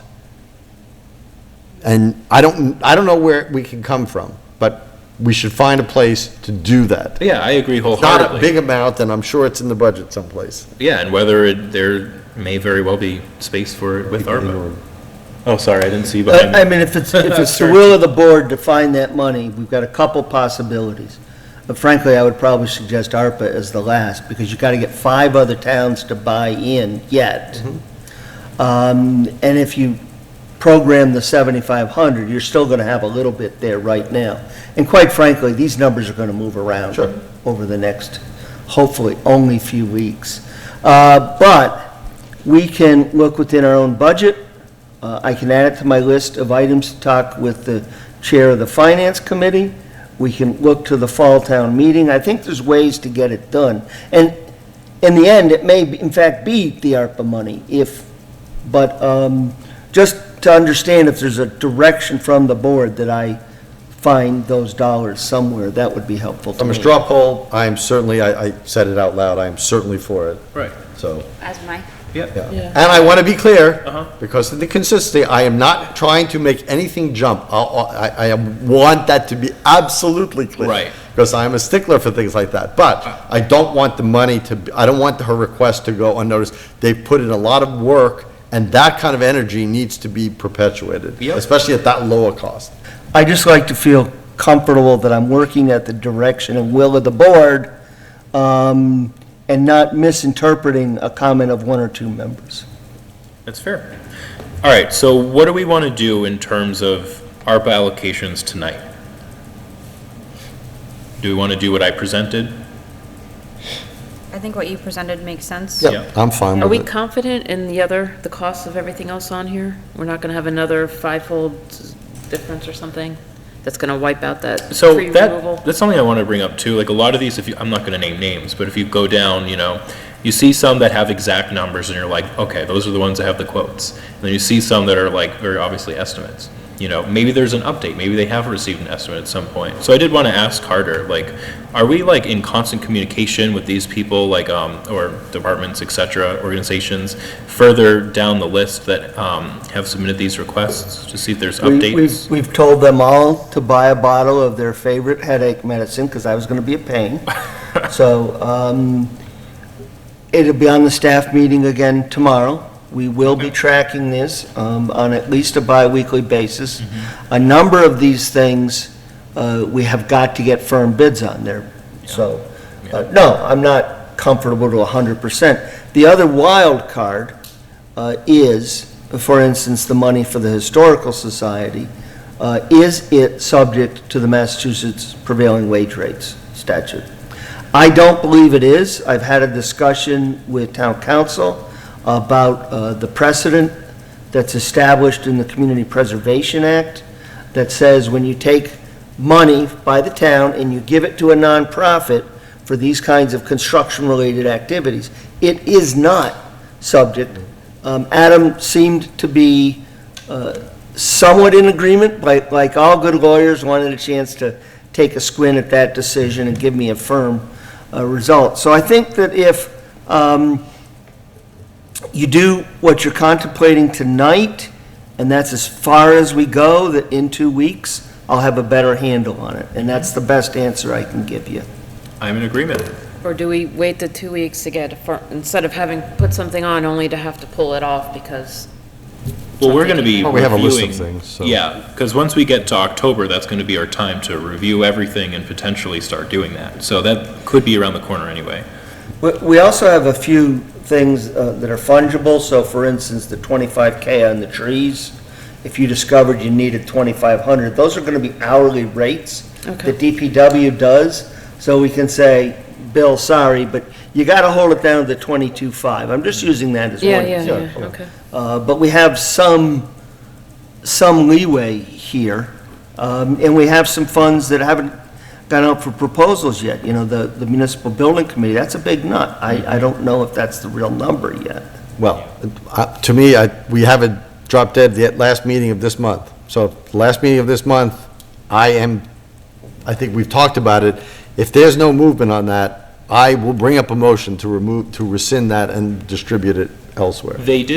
We did talk about this, you're right, but I do remember that Selectman Jeffries said that with conversations with Julie, they're confident, including Julie, who I kind of trust with like procurement, that they can have someone for like mid-October To have, to have the bid and to have it selected, and okay, but they think it can be the fulfilled. committee hasn't even met to approve the And RFP. I know, and I. And there's none on the They're- calendar through the end of the month so far. They're organizing a meeting supposedly Okay. for next week. So this is an important project. So like, I'm It's willing been to. an important project for, I know. you know, I- there's not been a meeting I since hear you. last November. Am I saying I'm not willing to Yeah. pull those funds? No, absolutely not. But I do want to see at least an effort made Sure. here. So that's where I'm at. Well, I think some members have been, harping on this for at least, I'd say, 2 months. That's probably liberal. For, Since That we've March, been saying, since March. when are we seeing any progress on this? We started this Yeah. 2 months ago, and we're here 2 months, and they haven't even had a meeting. So, again, I'm not as confident as other people, but again, as I said, come the end of the month, that's the motion I'm going to make. It may Yeah. fail, it may not. One issue I'd like to bring up, and that was raised by a member of the APDC, which is a serious issue. The prior town manager had put in the replacement of the windows at the Ritter. That was a contentious issue that went through multiple APDC meetings, and after months and months, finally, they approved it. It went out to bid once, I think, and it came in with inadequate funding at that point. And the member of the APDC, in his email to me, said, this is an envelope issue, that the windows that need to be replaced are severely, rotted and damaged. And why isn't the facilities director rebidding that? So I think he makes a good point that we should look at what does that need to be, and if we have money, that is something that should be preempted, because that's a project that already got approved, that we don't have the money for, because the money got approved so early on, that when we rebid it, it was not enough. So, that building needs to be protected. We have done a very bad job at protecting other buildings, TC Passios notable among them. This building and the Ritter, we have to take care of. So I am in concurrence with that member of the APDC. And we should look, if there is money, we should look at that, and we should have the facilities director, sharp putting together something sooner or later. We're gonna need to get that done. And if we can use money that may come back, and I say may, it would be good to have that ready to go. Murray? Again, If I may, Mr. Chair. I'm not sure the gentleman you're speaking of, I got an email from someone who shall remain nameless, around some of those themes. Yep. And I met with the Director of Facilities last week on TC Passios. I asked him to bring in the floor plans and some yellow trace paper and talk about his ideas for how we can maybe segment it so it can be managed better, given the roof and some of the other issues. And I've asked Chris to bring me what the capital projects were, the money-wise, what the projects were, and it'll be an afternoon of building chat. But I understand what you're saying, and it's on the tick list to try to get done.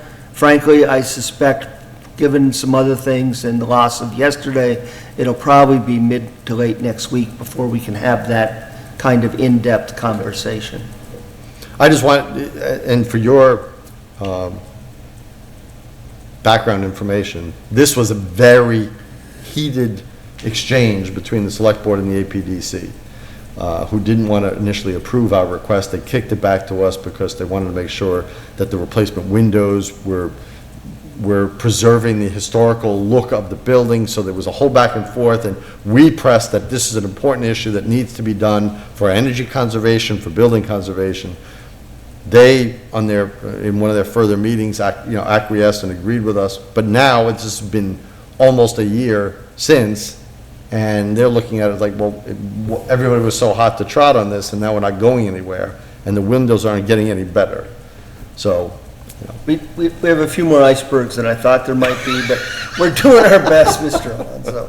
No, I'm providing you background information to it. That is on our list, and like I say, it'd probably be a week before we can really do that in-depth look-see. Yep. All right, cool. Good conversation, but I forget where we left off in terms of actual reprogramming these requests. Are we okay with doing what I have in red here, what's been suggested, and then funding the tree removal for the Historical Society, since that's the next one? I am in favor of it, yes. If you would like, I'd make a motion. Okay. I would ask, in addition to this chart, just to make it easier, can we put a column in the front, the left-hand side, that has numbers, so we can, identify yes. a row? Yeah, it is hard to find, yeah. All So right. I'll just read out the 5 changes. So I move that we make the following changes to our ARPA distribution as follows. Council on Aging sale shades for the backyard patio will be reduced from $2,000 to $0. The Council on Aging kiosk and Adirondack chairs will be modified from $3,498.85 to $5,340. Hold on one second, can I just cut you off right there? Can you specify, because I combine those two, can you say for 3,000 whatever for the kiosk and Adirondack chair, and then go down a couple where I crossed it off, 1,000 for the 2 Adirondack chairs, and then say total for both of those 2 things? Oh, well, I was going to get to the Adirondack chairs. Okay. Okay, fine, never mind. Sorry to interrupt you. Anything in red I was just going to read. Getting it. All right, go ahead. That for the sewer commission, their consultant services from Munis are not needed. They were included in another ARPA grant or funding. So the $6,413 is being reduced to $0. The next on the list that is of available funding that has been freed up The Lunenburg Historical Society tree removal will be funded at the full $7,500. And the Council on Aging, as a separate line item, had 2 Adirondack rocking chairs, which was included, as the chair has already stated, in the kiosk and Adirondack chairs. So that separate funding of $1,017.70 will be reduced to 0. Those are the 5 changes that will be made. Second. All right, thank you very much. Any additional discussion? Those in favor say aye. Aye. Those opposed, no. The motion passes unanimously. All right, thank you very much. Anything else we want to talk about on ARPA for tonight? All right, cool. Moving on, draft financial policy manual. Is there an update on this? Both items 2 and 3 are being held. I told you that I would spool items out one at a time. I've spoken with 2 of the members on the item that's in front of you. I've arranged some time, or tentative times, with Ms. Emke, Mr. Alonso, and I'll get Amanda's phone number and chat with her about a time. When I've finished those discussions, then we'll get the next document out. Okay. Any questions on that? And board and committee handbook? Same Situation? Yep. Cool. All right, up next, fiscal year 25 select board goals. So I put together a draft that is at least a starting point. So I'll just go ahead and open it. This is like at least where my thoughts are at. And obviously we can modify it, add new things, remove things, etc. All right, goal number 1, conduct long-term budget analysis that balances the need to deliver quality services to residents and the various financial challenges the town and residents experience through the creation of a multi-board budget task force. Objective 1, review operating budget and receive a report in time for consideration during the budget process. Objective 2, research potential revenue sources to decrease reliance on property taxes. Objective 3, conduct analysis on long-term growth in the cost of services such as health insurance, municipal solid waste and recycling, and school transportation. Objective 4, review financial policies and enhance the town's financial position. Objective 5, ensure ARPA funds are appropriately allocated and under contract by the end of the year. Goal number 2, implement changes to improve the quality of the town as an employer, addressing the issues of recruitment, retention, and overall work environment. Objective 1, conduct listening sessions and implement changes in policy and operating practices as applicable. Objective 2, implement an annual climate survey policy for regular feedback on employee satisfaction and implement changes in policy and operating practices as applicable. Objective 3, ensure the town has a functioning ERP, enterprise resource planning software, so that would be Munis, an example, that meets the needs of the organization and assists the town manager in efforts to mitigate and resolve related issues. Objective 4, identify and bring forward to town meeting any personnel-related warrant articles in the absence of a personnel committee. And then goal number 3, continue to address the needs of our aging municipal buildings by finalizing a long-term municipal building plan.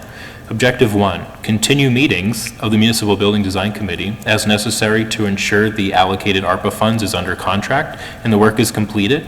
And Objective 2, bring forward to annual town meeting any reports or warrant articles as applicable. So I know it's a lot. What do you guys think? Well, you want to start? I don't know. I will say that goal number 1, and certainly goal number 1 and goal number 3 are already covered by committees that this board has already established. Well, I hear what you're saying, but I don't fully agree with that because part of it is that they are bringing information back to us for us to consider. Yeah, but that's the goal of those particular committees. I think For with those committees, I just want to add, I've done a lot of research on what other towns and select boards are creating for their goals. And I generally do think we do things a little weird with our goal establishment. Those are multi-board task forces that we create because we want to see either a study, we want to see work done. This board does have the authority to delegate, and that can be one of our goals. it doesn't feel right to me. I mean, I think the only thing with goal number 1 is objective 5, the ARPA funds. Goal number 2. So you don't think that we should take into consideration anything the Budget Task Force has to say? No, You do, no, it's just just the not a opposite. goal. If I was going to paraphrase, I would say objective 1 through 4 are the those are the direct goals of the budget task force. So if I was going to paraphrase this whole goal, it would be like, make sure the budget task force does their job. Like, that's what we're saying. Yeah. I kind of saw this coming, I'm not going to lie, because I've recognized the pattern of how Lunenburg creates select board goals, and I've also looked at other communities, and I don't know, I'm not saying we have to do something different, but I wanted to add a lot to it with the recognition that we would take away from it. Do you guys want to add anything to it? I mean, what, are we talking about goal 1? I mean, because I think goal number 2 is, mostly town manager and HR director related goals. Except for maybe objective 4 in the absence of a personnel committee.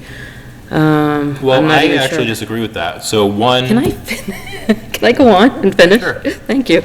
And goal number 3 are the goals of a municipal building design committee that's been a long-standing committee.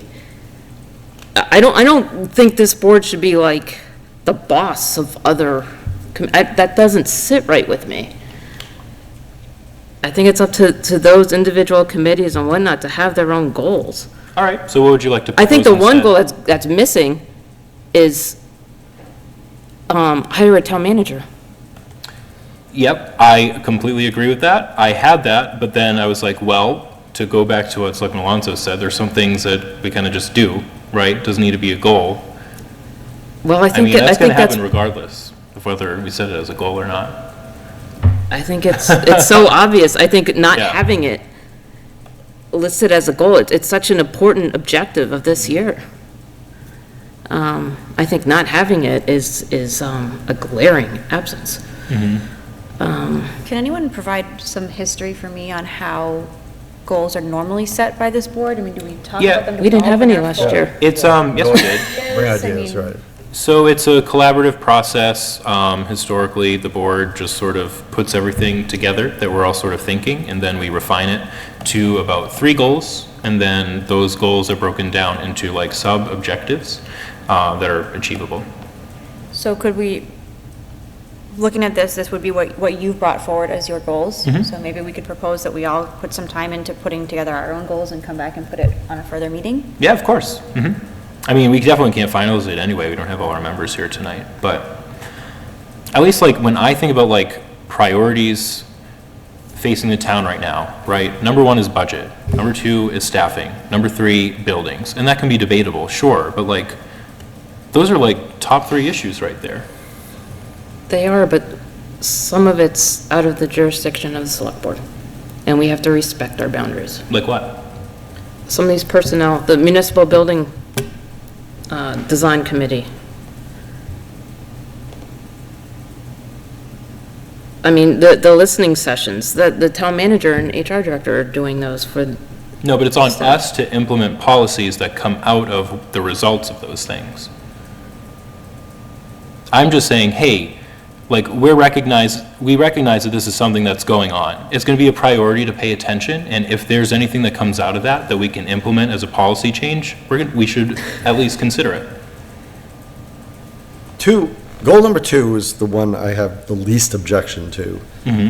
I don't know that I have any. I think the wording of it needs to be clear Yeah, because the town charter clearly says we can't be involved in day-to-day operations. So when you say implement changes, that's an action word, not recommend changes or work with the town manager and the HR director to improve the quality. Like, that's a wording, we have to make sure that we're going through the right channels. Because we certainly don't have the ability to, by charter, to implement these on our own. or conduct listening sessions. It's not, Yeah, we're not we the ones can- conducting them. Right. We So- can change the wording on that, but like, what I was focusing on is like implementing changes in policy as applicable. That's totally our role as a select board. But it's not our role to conduct listening sessions. Oh, I'm supportive of these goals as the town. Yeah. But I would personally just like some more time to go over and look at, how this board has done it previously and do some more research like you did into some other boards. And maybe, coming up with my own ideas too. Yeah. But I do appreciate you bringing it back up because it sounds like we didn't have goals last year. Well, we discussed them. I don't actually remember. I guess we didn't finalize them or something. they were never established last year. We got to like this phase and then they disappeared. Yeah, well, I mean, So I'm glad we're here and we're talking about them. What, to me, a selectman goal, and this is my own personal perspective, is something that we actively have to pursue. We have to do the work to do. And if doing the work of number one and number two means reviewing the work of another committee, that's not really a goal. That means our goal is completely tied to the success or failure of the committee itself. And that's, to me, we don't have real control over that goal. So that's not something we actively work to do. Number two, I can see with, again, just with some minor rewording about how it would be channeled, I'd say we meet with the town manager and we meet with the HR director and discuss, that's who the listening session should be. They should have a listening session with the employees. It is a bad idea for the select board to have an open meeting with employees. I just No, think we're that is- not. Right. That's Well, not that's what, even- when I hear listening sessions. yeah, I can understand how Okay. you're interpreting what I wrote Right. that way. Right. So that's why, like. That's why I said I'm changing not against those, it's just the wording. Yeah. The other two, I don't think, from my perspective, as what I said, so So what would you propose that we have for goal number 2 or 3 in I'd have whatever to think order? about it. I have not really thought about I- it, to be very honest. Yeah.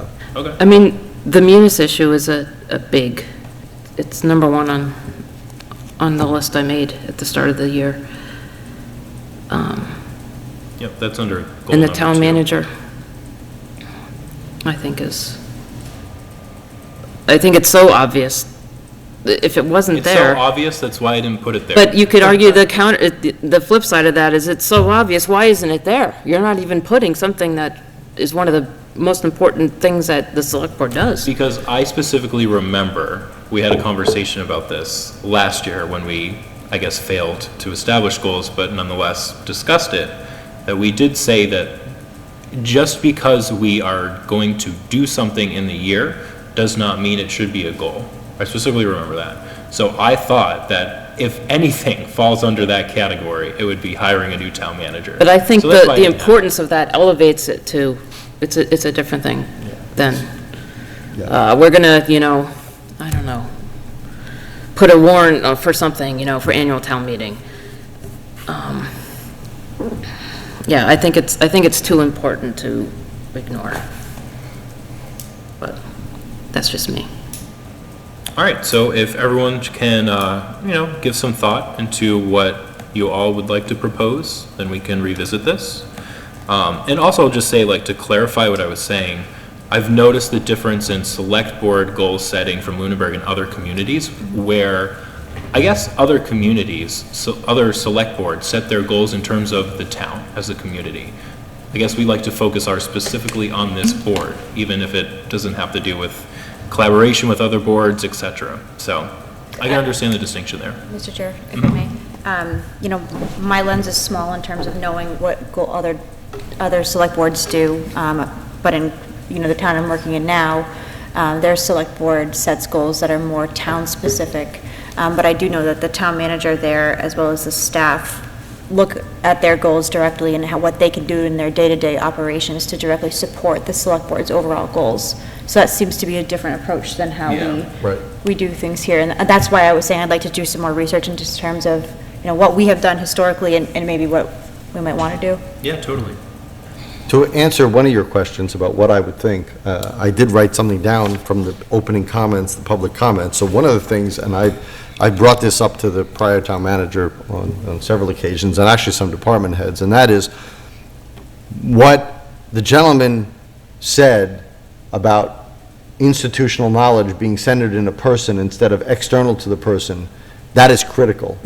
And we need to write down how things work, so that if a whole department gets ill with, some COVID or some other terrible thing, or something happens, or key people leave en masse, that anybody who comes in has a playbook to say, okay, this is what we do, instead of, oh my God, I have to invent this from the beginning. So that would be one goal I think we need to have. There should be an operation for every role. Procedures manuals. Yep, an SOP for every role in this town.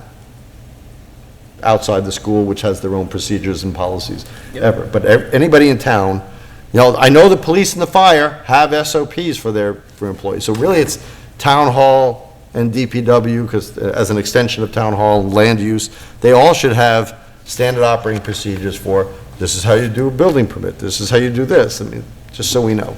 Yep, I like it. All right, any other discussion on this tonight? All right, moving on to current business. So we covered this already, so we don't need to do that one. Reprogramming of ARPA funds. We, between Carter and I, we tried to separate out action items, potential votes from discussions, to list them all out. And I think it makes sense, but we sort of covered it earlier under old business, so we just did the votes then, so whatever. Discussion on Flat Hill Road speed limit. Is there anything we want to say about this? We have not heard from the DPW director, so he is probably still conducting his field work and research. All right. Nothing added. May I ask what the question is with respect to that? My understanding was that a speed study had been done. And I've heard, comments from the police chief that I guess you've got some sort of bridge on there that's being replaced. The chief thought it would be appropriate to wait until that is done. I've heard this idea of perhaps taking the measurements in different locations. If I could understand the issue a little bit better, we might be able to, I might be able to help move it along a little bit. Have you seen the actual petition of what the residents were looking for? I have. You have, okay. So I guess I don't understand. So Bill, in particular, is looking at places where he could install advisory speed limits and more signage. And he's also conducting field work specifically to determine whether or not it would be a good idea to add a four-way stop sign at the intersection that was requested. But I don't know if that answers your question. We can get, it does. We can get you the answers on that. Right. Depends upon whether or not you're going to apply the basic standards, the 85th percentile. Yep. Is it going to meet warrants, or are you just putting a sign up because you want people to appreciate that there's a sign there? Right. I mean, there are processes laid out in the uniform Right. manual. That is the open question. And It is. everything so far that has come back from the people who apply those standards has been that it doesn't meet Warrants. the criteria Right. that would warrant the lowering of the speed limit. Since we are actually having this discussion, I will share something that is really informing my opinion on this. So I have been driving around town a lot and going on roads I don't normally go on, looking at the speed limit, driving the speed limit, and literally the day after, it was on a Wednesday, the day after our last select board meeting, I was driving on Arbor Road, and the speed limit is posted there as 30. And the person behind me passed me. And they did so while there was a pedestrian walking a dog right in front of us. So I was going the speed limit. And then this person just took off, was going probably not that fast, but definitely 40s, 50s. So the real concern, and by the way, last time we discussed this, I said that this is state guidance. I looked further. It's state guidance, but it's actual federal guidance about the 85th percentile. The reason why you follow the 85th percentile when you're setting speed limits is because if it's too low, then drivers who drive fast are going to be really aggravated with people who drive the speed limit.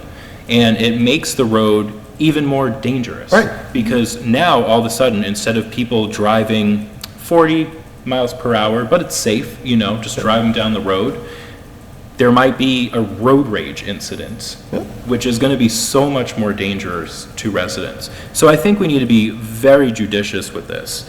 That's where I'm at. At first I was sort of in favor of it. I looked it up and I was like, well, maybe it could go either ways. Then I saw that happen. And I was like, all right, that is exactly what we need to avoid. Yes. Because it's possible for us to make the situation even worse. Right. Which I hope that people fully understand. I agree with you, Mr. Joe. It has long been the understanding, from what I've read, is that speed differential is what causes problems. It is. Right? Yeah. And you were very clear, and I agree with what you just explained. the first thing that's gonna happen is if you reduce the speed, is that people are not gonna not go what they go on that road. You're just gonna have more people breaking the law, and then people will say, well, then there's no police car here enforcing it, so then they want more policing there, because you have to understand people's driving behavior. You know, if you drive along, you know, some rural roads, it's almost a joke that in Vermont or New Hampshire, if you're running back roads, the speed limit changes 4 times in like 6 miles. Because every time you go into a town, it's something else. You can't drive nobody can drive like that. You really need to keep it as constant, and that's why we have the standards. That's why we have professionals reviewing the standards. And I have said publicly, I'm looking to the experts to tell me, with the data, does it reach that mark? Yeah, so go What ahead. can we bring you that would help bring this matter to resolution? So, Bill, in an email to us, said that he was going to conduct field work to see exactly where signage could be installed, where that it can be effective. So that, I think, is the real alternative here that can actually be helpful.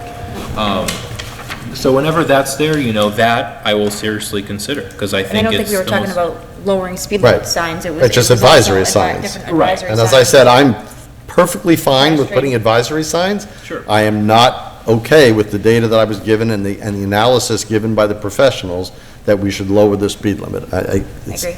I'll bring this up at the staff meeting All right, tomorrow morning and bring you a report next Tuesday evening, cool. if that's agreeable. It is. That'd be great. Any more discussion on this tonight? All right, minutes. We have minutes from November 7th, 2023. I was not here for this meeting, so I will be abstaining, and so will you, so it looks like that isn't a majority to vote on it. So, never mind. So if I can, Mr. Chairman. Yep. Absence from a meeting, particularly around election time, does not mean you can't vote on minutes. I understand. And, It's sort of our little tradition that we Okay. have. Right. Whether or not we need to stick to it, I'm, not strongly I just want to opinionated make about. sure you're aware of the statute, that's all. Yeah, understood. Thank you for pointing that out.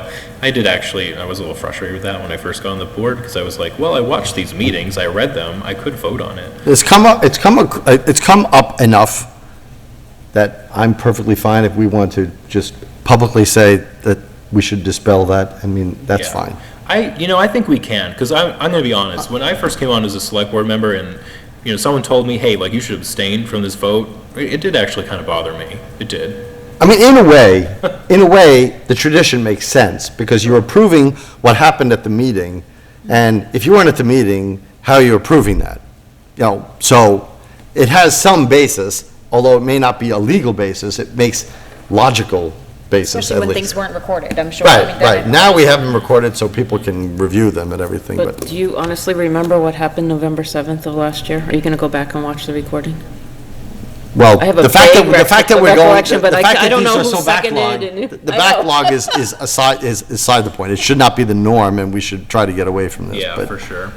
I have no problem with, as long as we all watch the meetings, doing that. I would still abstain since I wasn't even on the board at that time. Okay. I feel like that might be. All a right, I'm difference. comfortable. No, I if you're did not read through on the them. board, yeah. I'm not gonna vote on a meeting I wasn't even You on the don't board need on. to. I'm comfortable, I remember this specific time period too, so I'm comfortable voting on it as well. So is there a motion? I move to approve the minutes from the November 7th, 2023 Select Board meeting. Second. Any additional discussion? Those in favor say aye. Aye. Aye. Those opposed, no. Abstentions? Aye. The motion passes 3-0 to 1. All right, warrants. I believe this will be the last warrants payable I can't sign. See, that one is more of a tradition that I don't understand, like saying, not, by having the conflict of interest, people tell you that you shouldn't pay, because you shouldn't sign these because your mom is on the payroll. It's like, you're not approving her hours, you're just approving her getting paid, like her supervisor already approved the hours. All It's right. kind of a weird We have scenario. an accounts payable warrant in the amount of $442,150.93.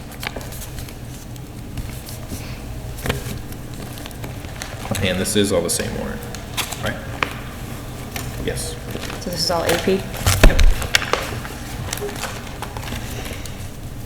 While we pass that down, are there any action items? I have just one I question. have none.